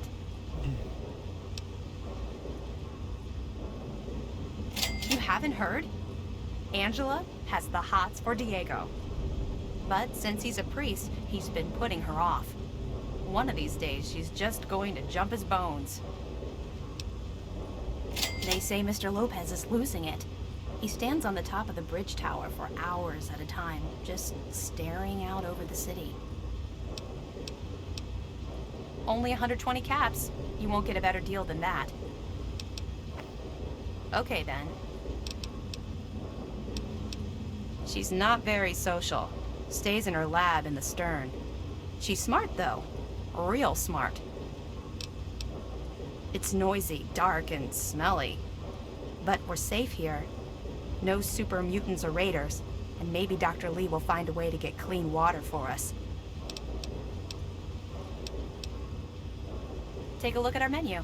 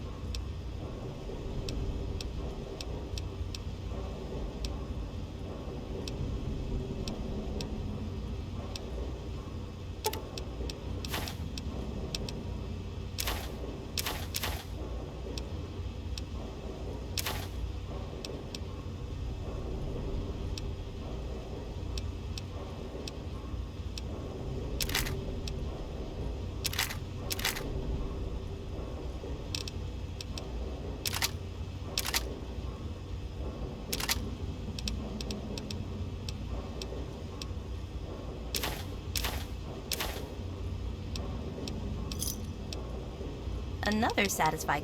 Farewell.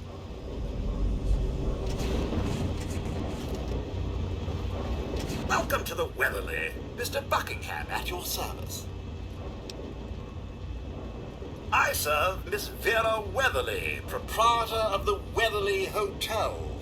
Not that it's any of your business. This is the Weatherly Hotel. It's the finest establishment in Rivet City. The mere 120 caps. Very good, sir. Yes, sir. I heard. You don't look hurt. What can I do?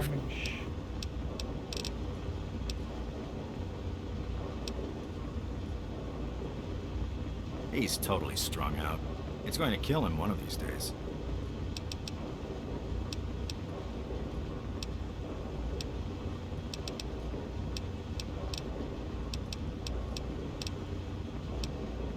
Sure thing.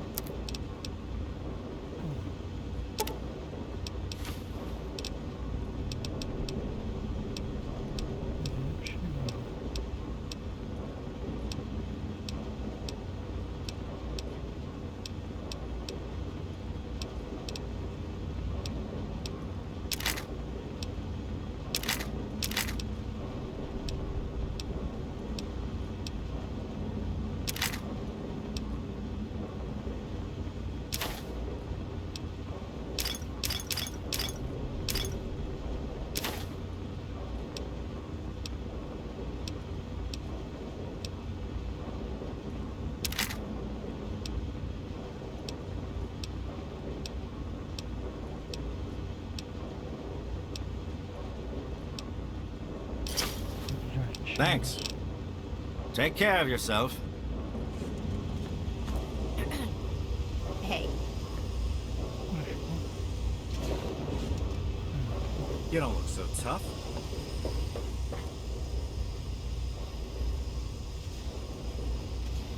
Yeşil gözüküyor ama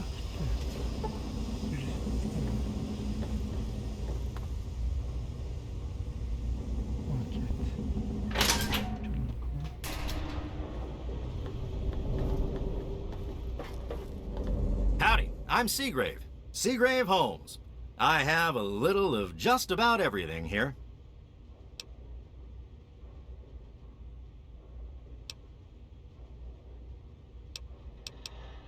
A what? Look, if you just want to crack wise, go somewhere else. But if you've got stuff you want to sell, then I'm your man.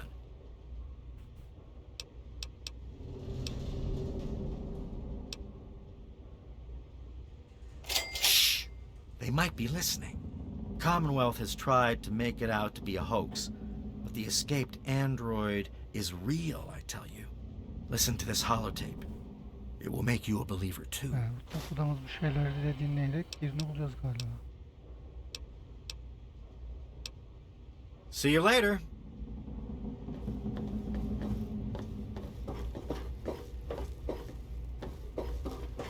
Kamaldo kim çıkacak? Esentikmiş ya, insan gibi görünüyor. Kendi yüzünü de değiştirmiş hatta. I'm on duty. Make it quick. Haste.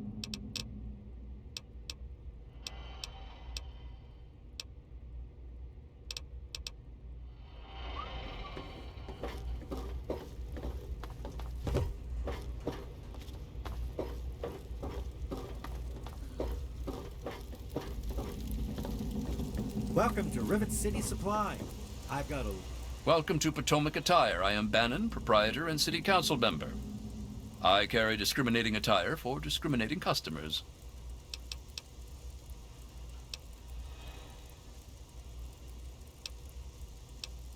That's not what I meant. What I meant was that my goods are of the highest quality, which I assume is what you're looking for.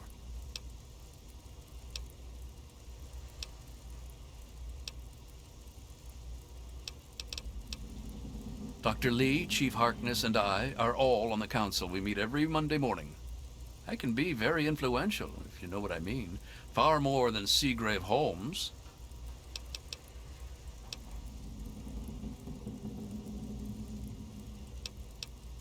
Don't want to get mixed up in politics, eh? Don't blame you. It's a place to live, safe from raiders and super mutants. With Dr. Lee on our side, maybe we can even begin to rebuild the world.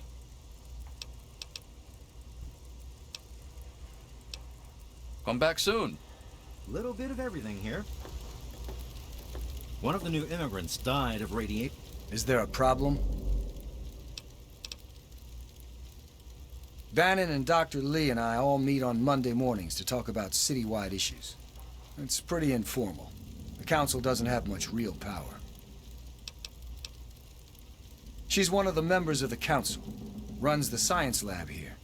Don't bother her unless it's important. Her lab is in the stern end of the ship.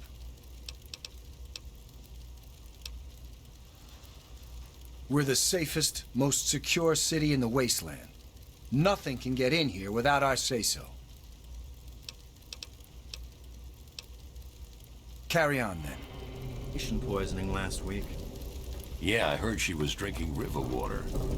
The ship's If you want a water isn't gun, much better. you've come to the If right we don't get place. fresh water soon, we'll... They call me Shrapnel. I run this place. Got the best damn armament you'll ever see.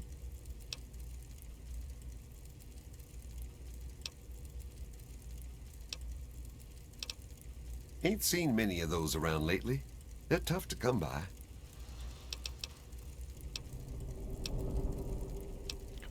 What you looking for?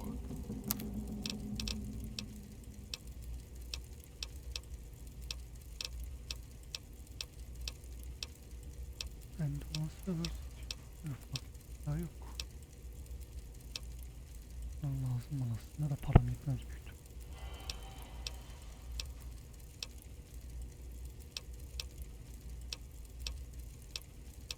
Neyse boşuna bakmaya gerek yok paramız. Come back soon. We'll all end up like Tamper her. with that, and we're going to have a problem. Nice day, huh? Good to see you. Welcome to Gary's Galley. Can I take your order? It's named after my dad. He's a great cook. It's noisy, dark, but we're safe here. Aynı şeyi söylüyor.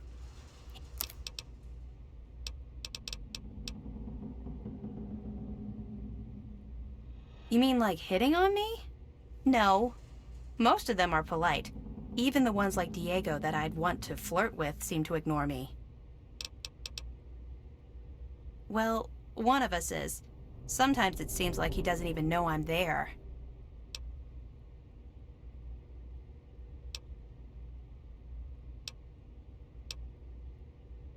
Yeah, right.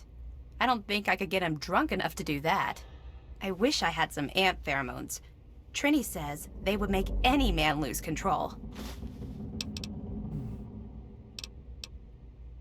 Thank you for coming to Gary's Galley. One of the new immigrants died of radiation poisoning last week.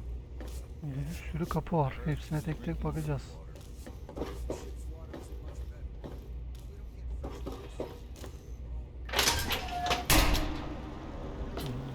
Şuraya mı çıkmış bu?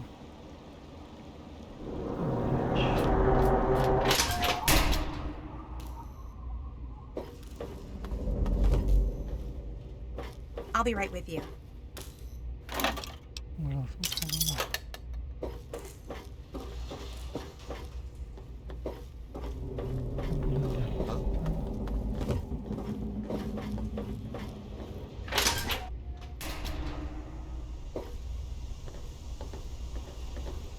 I really hope you're not thinking of breaking into there. Yok yok.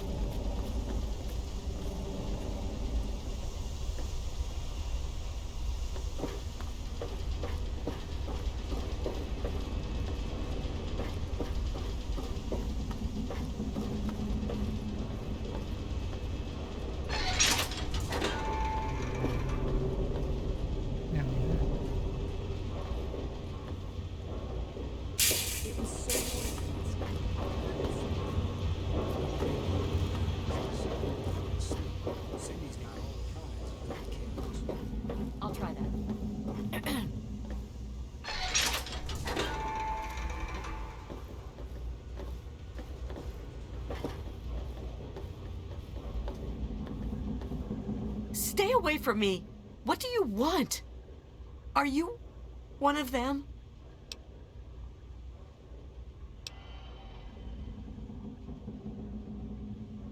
I suppose it doesn't matter if I tell you. I used to be a slave. I saw a slaver on this ship. His name is Sister. I'm afraid he's after me. Rahip değil mi lan? Rahip şey miymiş?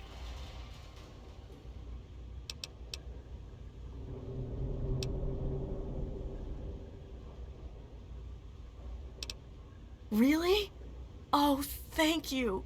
Can you help me? I've been so worried with him around. I can hardly sleep at night.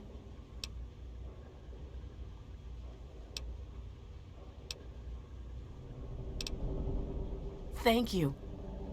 I'll go to Flak and Shrapnel's just before closing. I don't have anything to give you, but I think I can trust you with a secret. If you ever go up north, there is a secret slave hideout called Temple of the Union. You might find them useful.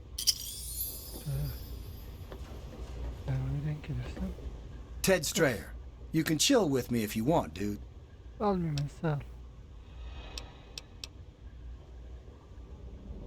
You mean late?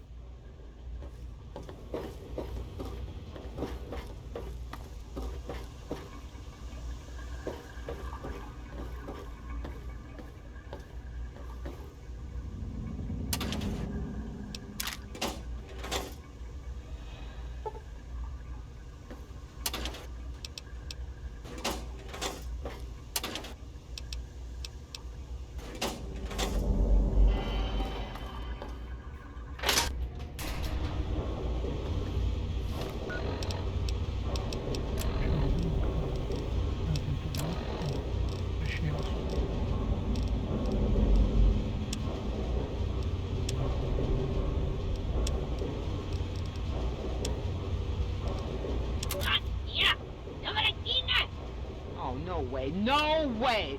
This is a bad dream, right? I'm dreaming. Shit. So what, I'm being held hostage now or something? I'm some kind of prisoner? Listen, if this is because of what we did, I just worked for those guys, okay? Not like I enjoyed it. I was just in it for the caps, all right? Can I go now? Yeah. Yeah, I know.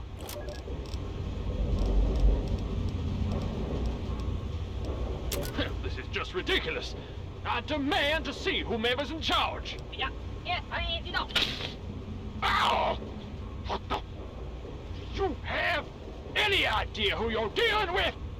Yeah, but you get blood. Ah! Stop it! I am a Bana U.S. bölüm Senator direkt and I tutuyorum, warn bir you, şey if any yapalım. harm comes to Bölümü me, şeye you'll bring tutup the full yapalım ya. wrath of the Bir U.S. düzen olsun military bunda. upon Sürekli yourselves. böyle ek paket görevleri yapıyoruz. Oyun İngilizce oluyor. Zorlu düşmanlar falan çıkıyor. Sıkıntı oluyor. Şimdi hatta hem kapasitemizi arttırdık hem onu biraz daha arttırdıktan sonra savunmayla hasarını da arttırabileceğim. Ondan sonra sağlam oluruz yine. Ana hikayede de ilerleyebiliyoruz artık. Evet. What are we gonna do? They just threw me in the stove few after they poked and prodded me, and now I just hope they won't kill us. Just take it easy. If they wanted us dead, we'd be dead. They must need something from us. Yeah, they need us for food. Şey yapmaya gerek yok. Zaten Oh man!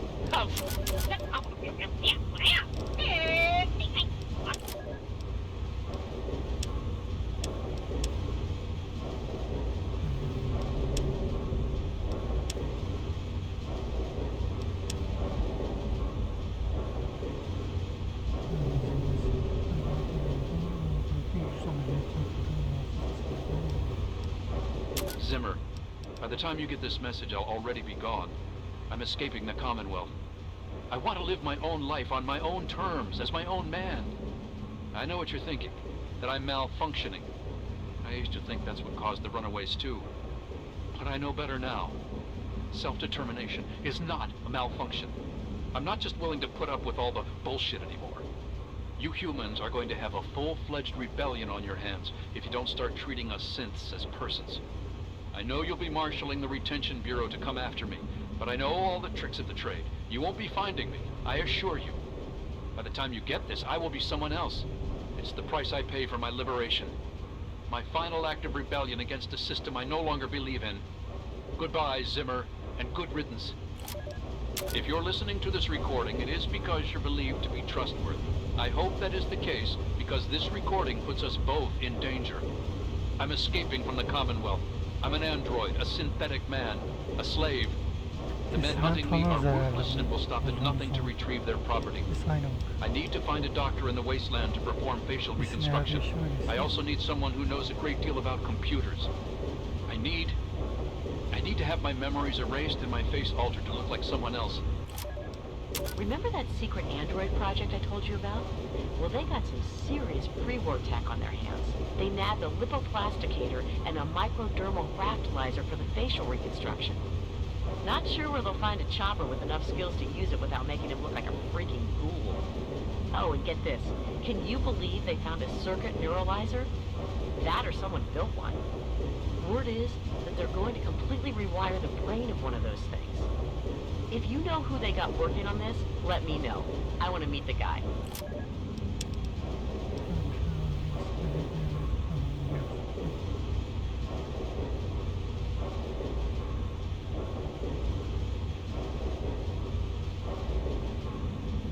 Karınca feromonları. Vallahi denk gelirsem eğer unutmasın biterim.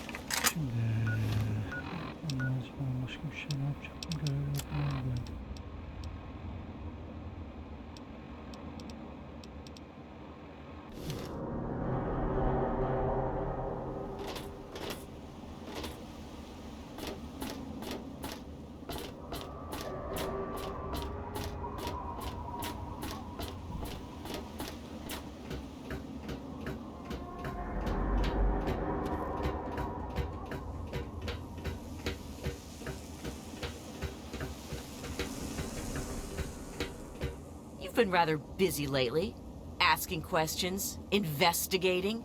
So is that it? You're some kind of investigator? A detective for hire?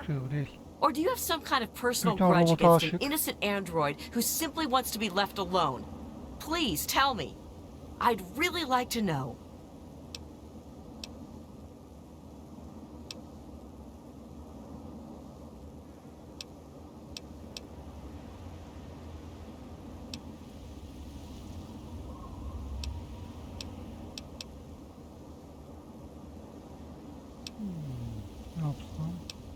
Well, if that's true, then the first thing you need to do is halt your investigation. No more questions. No more searching. The movement I'm involved with, we help his kind escape their Commonwealth-imposed slavery. We help them disappear. You understand?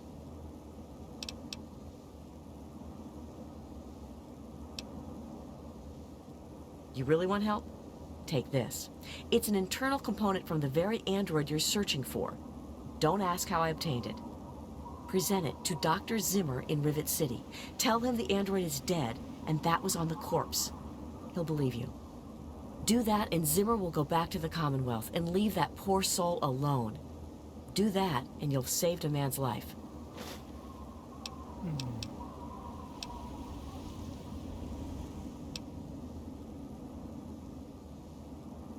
We call ourselves the Railroad. Our mission is the rescue and salvation of synthetic humanoids. Androids, as they're more commonly known. Oğlumuz acaba android mu acaba? Bence androiddir. Yoksa niye yardım etsin ki androidlere? Ya da androidlere aşık falan olmuştur. Acımıştır o ya.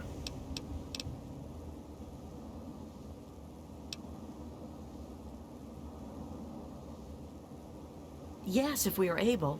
But there are others in the wasteland who assist in the plight of human slaves. Our android brethren have only us.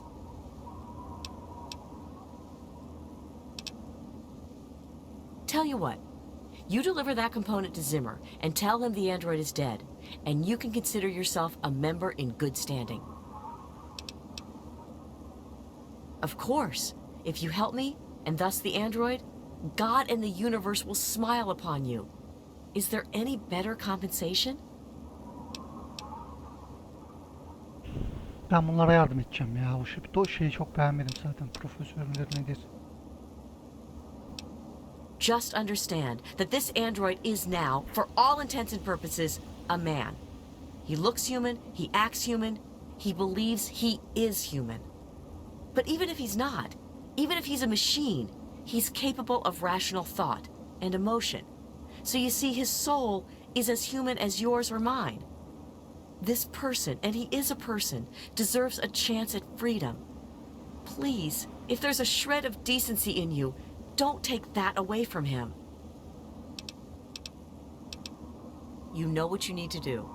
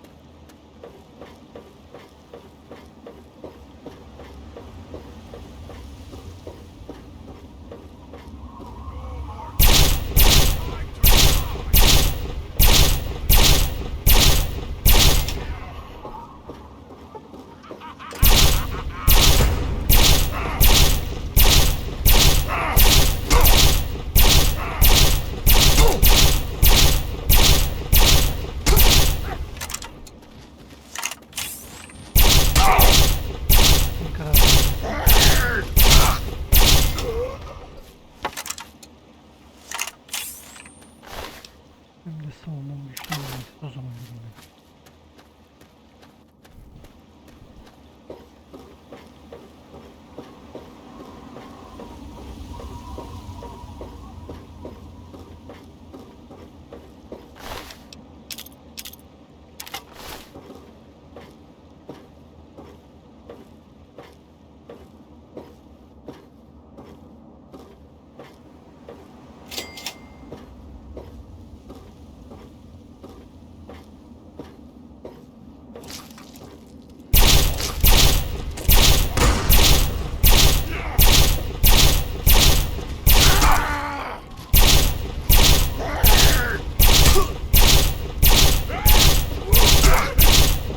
Bunda o durdurup yeşil böyle ayağı bacağı ve şartanlı bir şey var.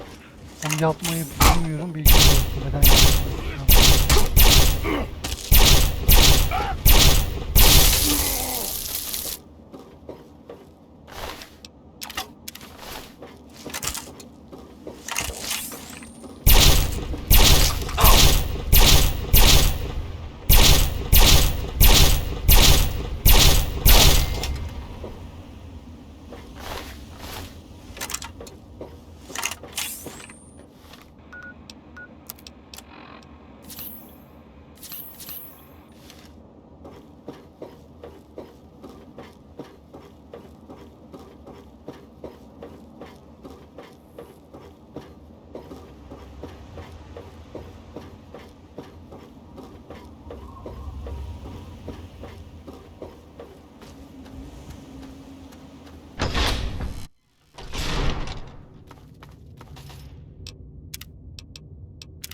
Bu arada buraya hatırladım. Yanlış hatırlamıyorsam o size bahsettiğim böyle uçakla gelen siyah elbiseli en güçlü zırhlı silahı olan elemanlar ilk burada çıkıyordu diye hatırlıyorum. Bakalım doğru mu hatırlıyorum?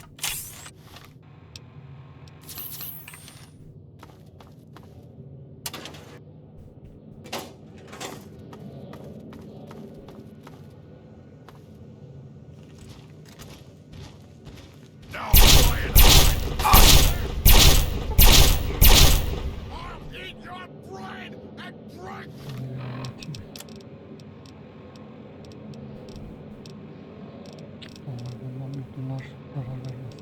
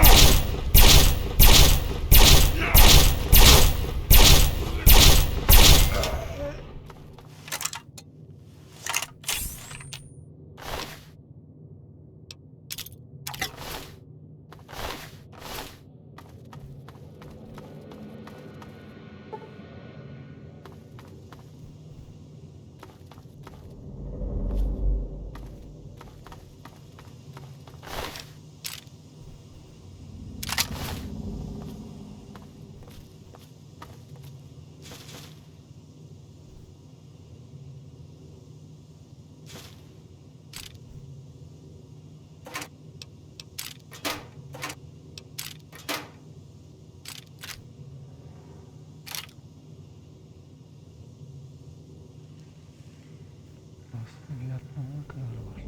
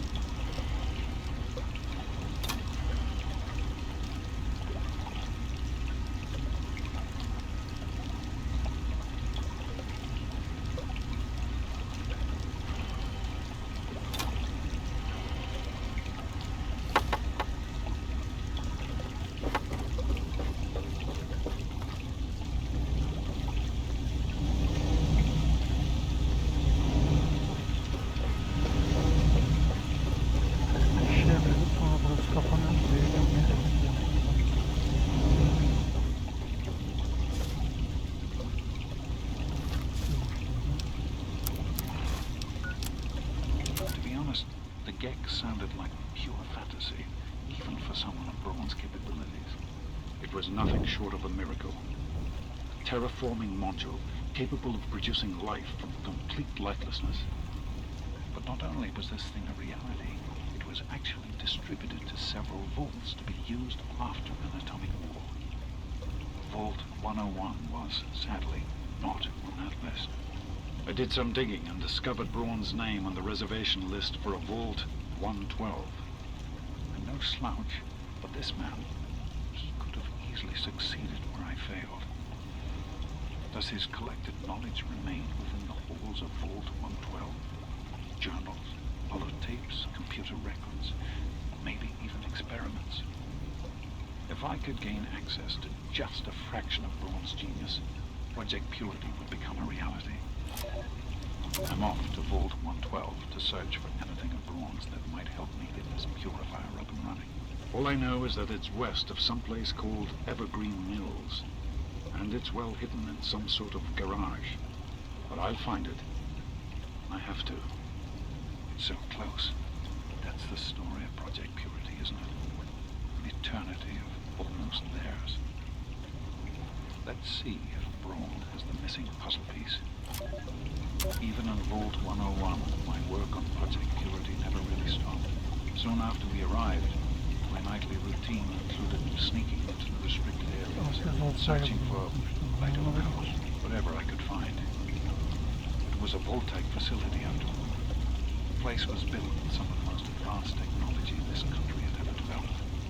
Those excursions never turned up anything particularly useful.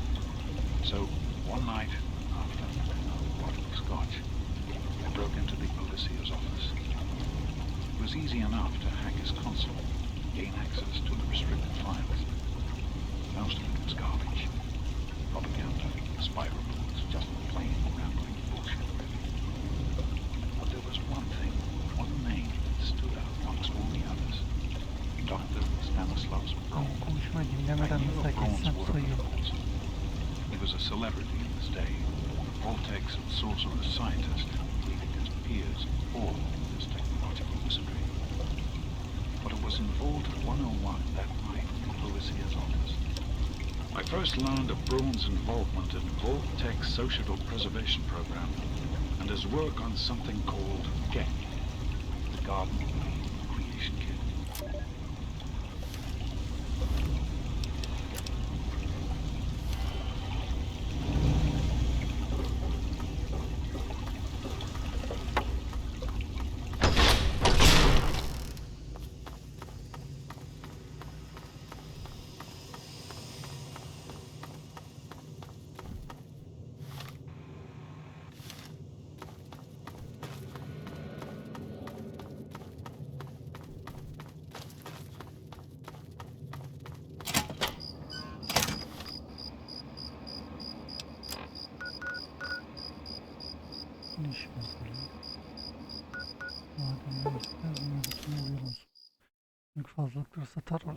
Yeah, you need something?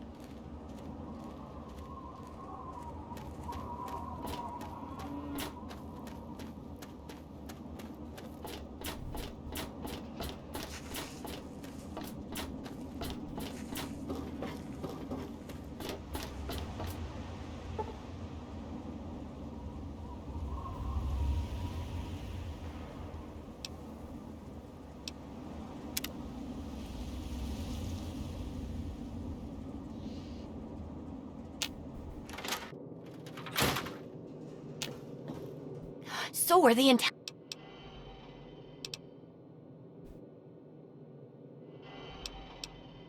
Yeah, I'm afraid that's not going to work with me.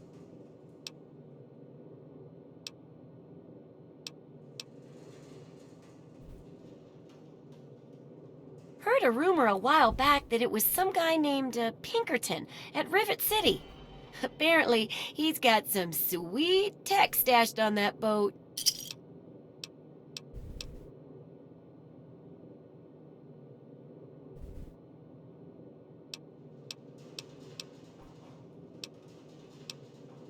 What do you need?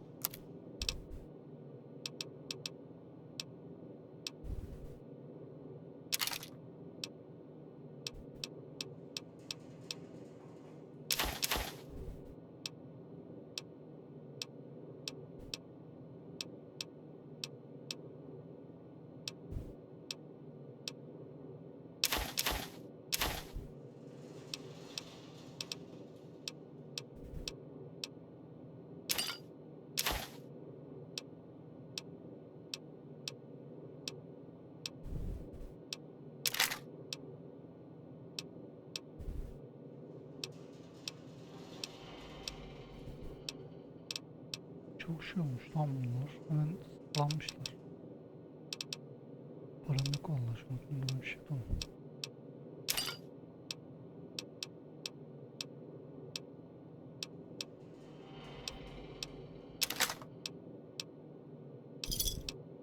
Good hunting! Billy says not to talk to you.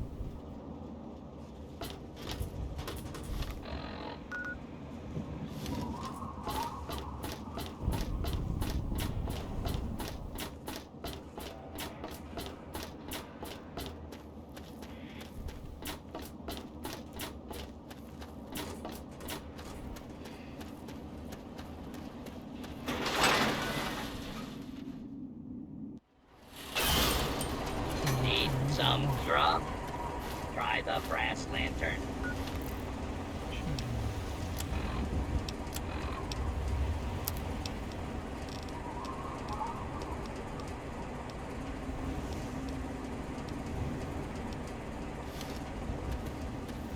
Lazım para. Çok kapak lazım. Görevler vermiyor. Kapak vermiyor. Verse de çok az veriyor.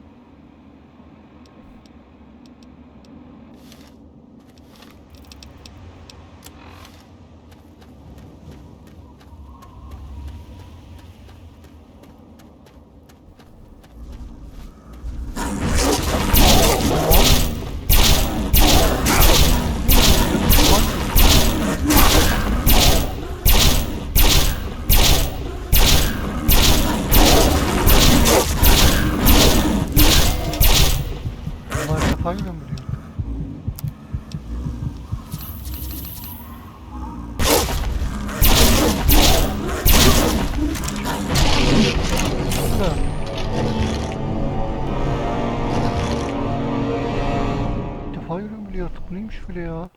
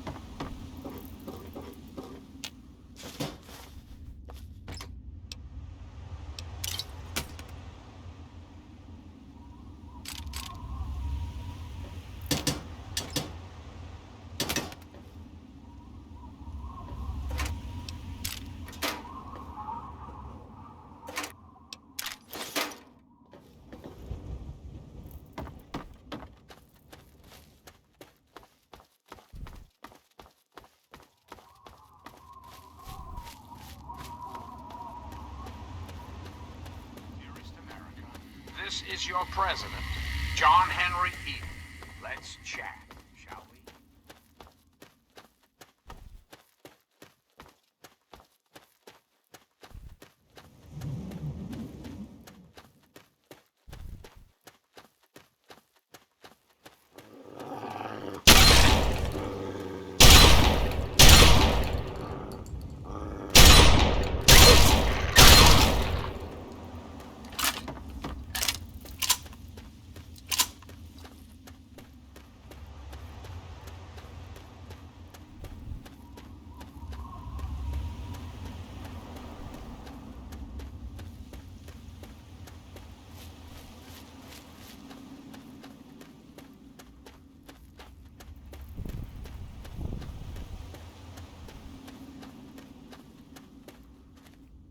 Burada çok fazla kont var galiba. Tamam.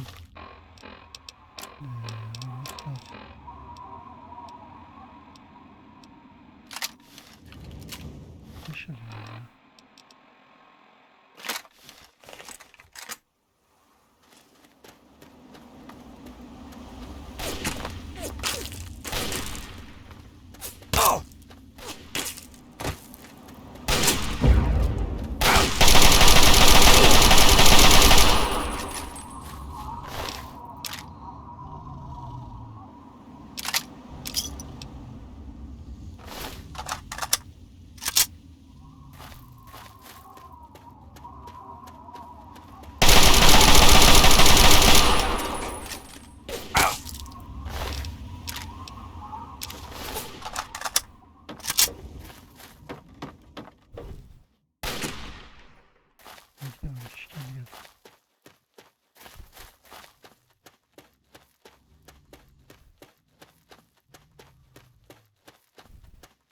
Orada kurtaracağız.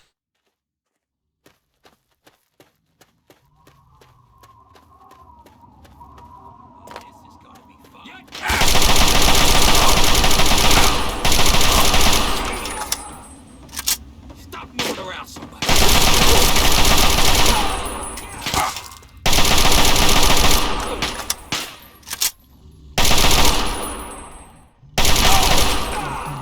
kurmuşlar lan.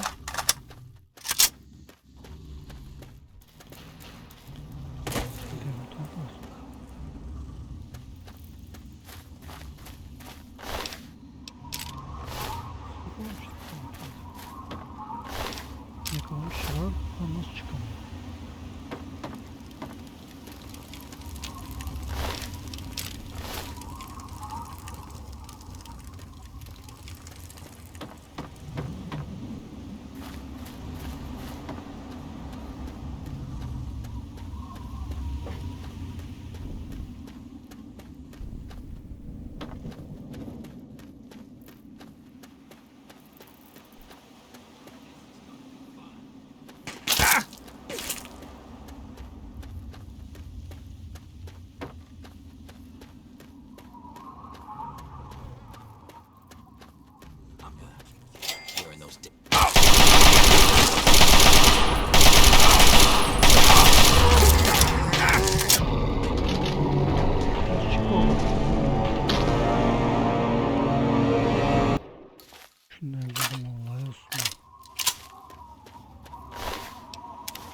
Güzel parayı da herhalde.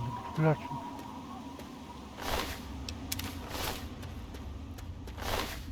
Ama böyle ayıymış. Öyle gelmişti.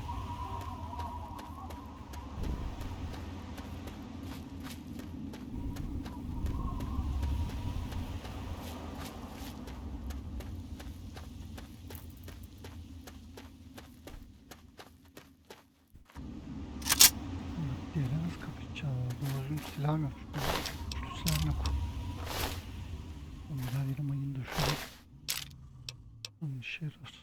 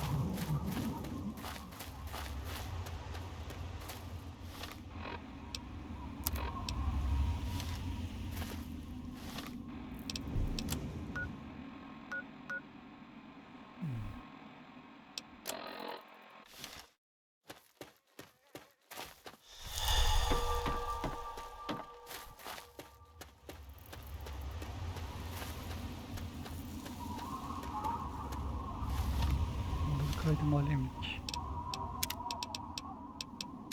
Nasıl bunun içeri tuttuğunu da anladım. Mayın döşeyeceğim. Başka türlü öldüremem çünkü. İstemem.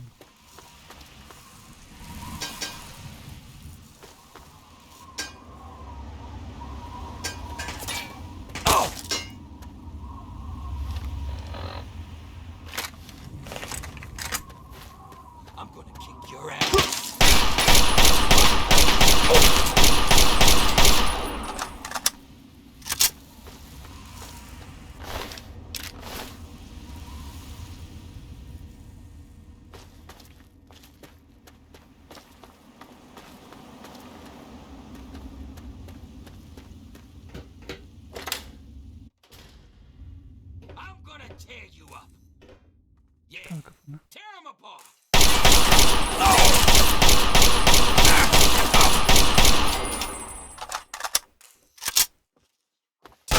take you away. The adventures we had. From Nog Creek to Hagenville we rode. Carefree.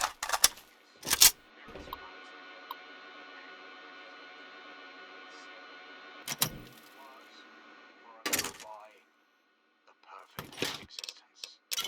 So, let me ask you, America. How many of your children can say the same? How many of this nation's youth are truly happy, truly carefree? Well, we both know the answer, don't we? None. America's children live in a terrifying, meaningless existence. There is no hope, no happiness. That changes right here, right now. From this moment onward, the children of this great nation are its highest priority. The Enclave will restore every American school, reinstate every youth program, and offer counseling and financial assistance to any family in need. We will match up the destitute, orphan children of the capital wasteland with qualified, eligible adults. We will rebuild the American family as it was, as it was meant to be. Values of our past shall be the foundation of our future. But for now, my America, we must part. Restoring the greatest country in the world to its former glory. Well, that takes time. Even for the elderly. Until we meet again, this is President.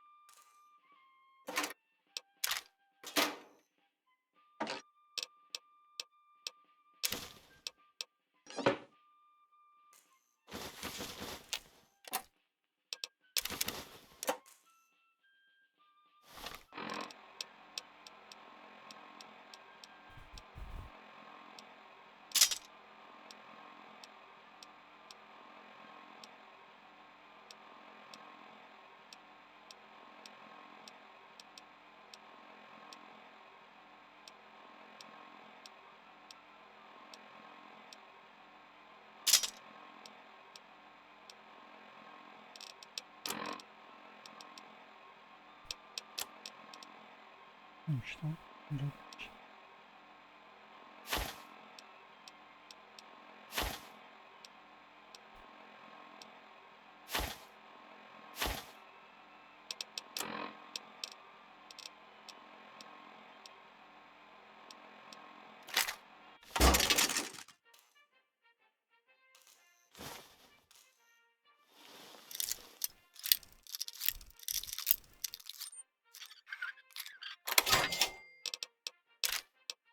Evet.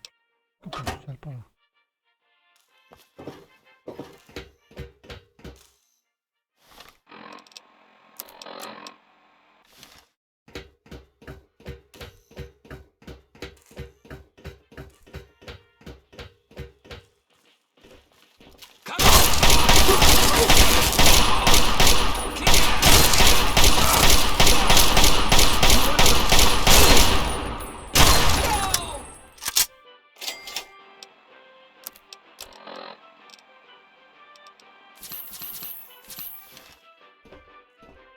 Çalmışım, almasam şimdi sıkıntı çek.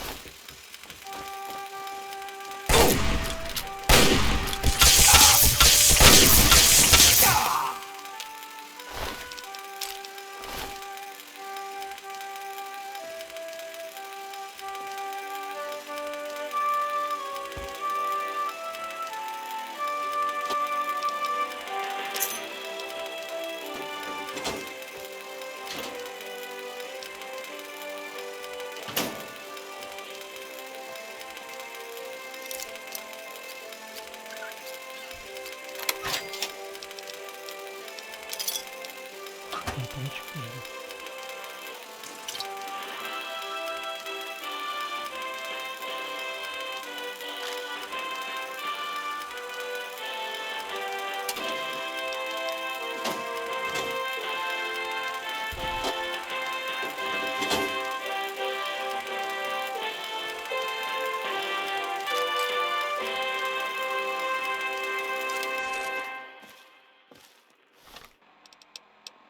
Hello again, America the Magnificent.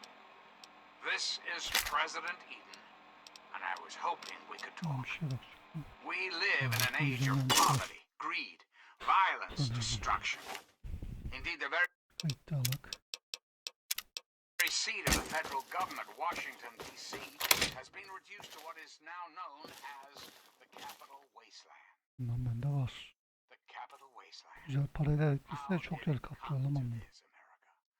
How did your leaders allow the most powerful nation on earth to die? The answer is really quite simple.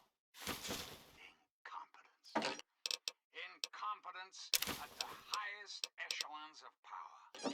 We put our trust, our faith in half-wits. Our intrepid leaders had everything they wanted. Power, wealth, prestige. And it made them lazy, America. Oh, yes, and laziness breeds stupidity. Rest assured, I will not make the mistakes of my predecessors. John Henry Eden built a country. He built it to last. The American way. Don't you, my darling America, deserve that? You deserve a future free of war and fear and terrible uncertainty. Of course you do. President of the United States, you have my solemn pledge that I will never rest. Never. Yeni harcadık ama güzel para çıktı. Verdiğim parayı geri aldım gibi bir şey.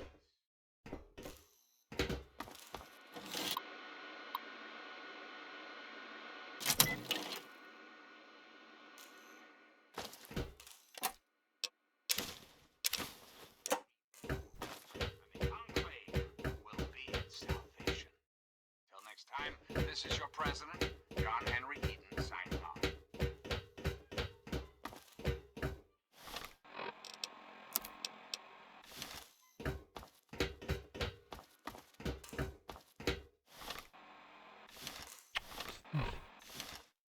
Geldi. Geri mi döndüm acaba? Burada değil miydik?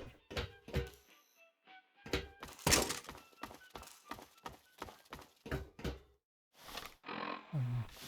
Burada yokmuş. Ben buraya boşuna girmişim. Nerede o zaman?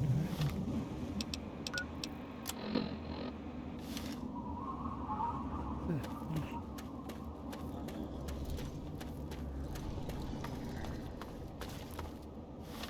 Geri öldürmem lazım. Çıkartmam.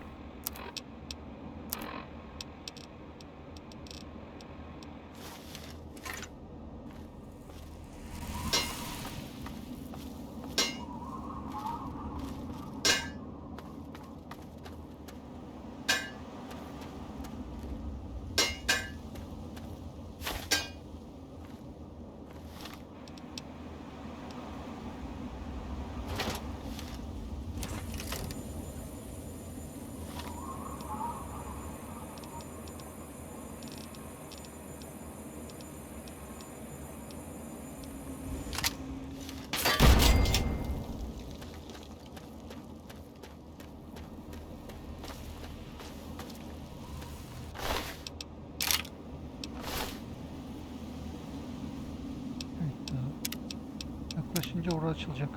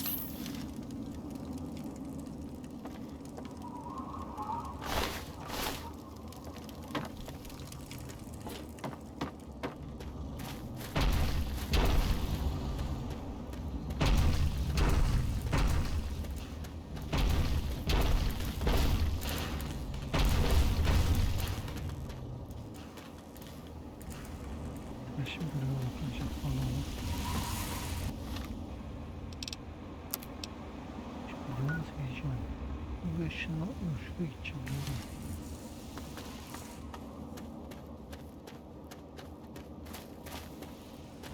Buradaki elemanları ben kurtarsam onların görevi vardı diye hatırlıyordum. Sanki onlardan biriyle ilgili görev var kurtarmada.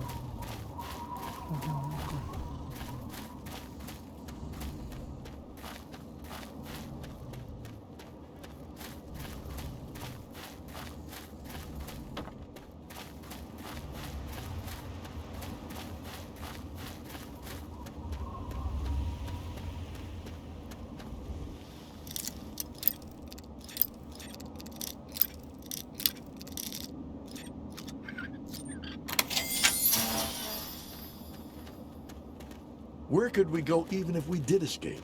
We just die in the waste. Why bother?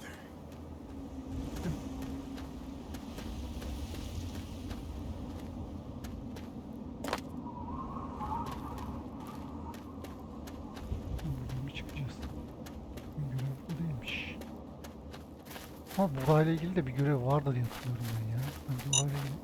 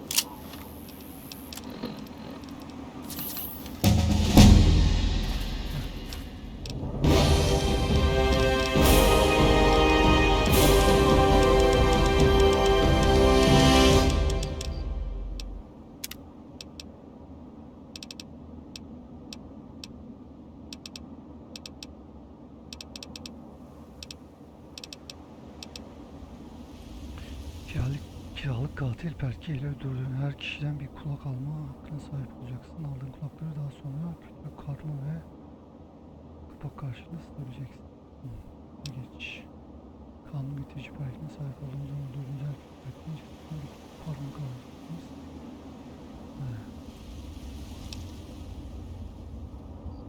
Öldürdüğünüz zaman daha üst. Bunlara vereceğim de şimdilik geç. Şey nerede, ona bir puan, sadece bir kere mi puan verebiliyoruz?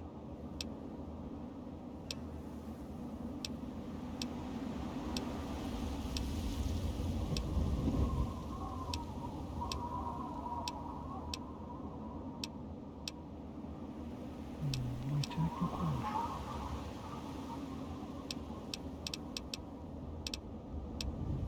Onu vereceğim.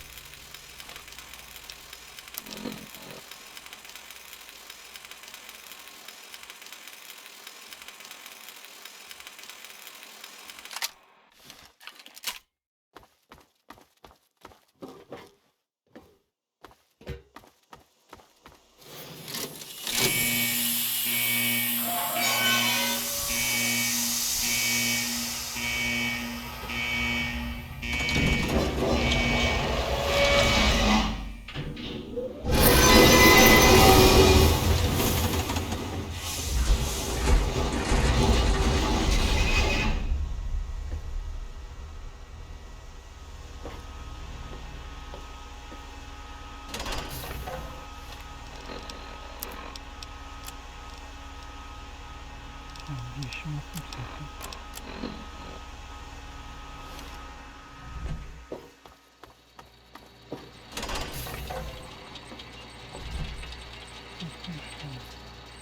Welcome to Vault 112, resident. According to sensors, you have arrived 202.3 years. Please redress in your Vault Tech issued Vault suit before proceeding. If you have misplaced your suit, I am authorized to distribute a new one. Once dressed, please proceed down the stairs to the main floor so that you may enter your assigned Tranquility Lounge. Please take a seat.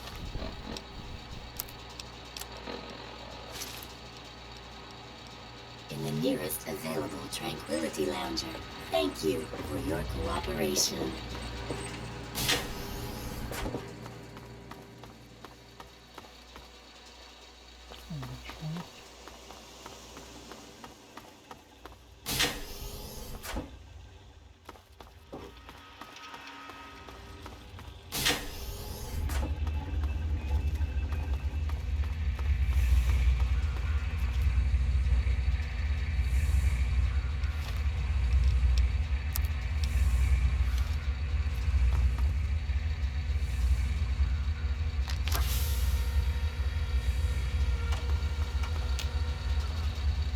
I'm sorry, but I am not at liberty to chat right now. Bu görevi yapmadan önce burada bölüm sonu yapalım arkadaşlar. Bu görevi ben biliyorum. Bu görev biraz uzun sürüyor. Biraz karmaşık görev buluyorum. Bu bölüm sonu yapalım. Videoyu beğendiyseniz beğenmeyi, yorum atmayı, abone olmayı unutmayın. Sonraki bölümde görüşürüz. Kendinize iyi bakın. Hoşçakalın.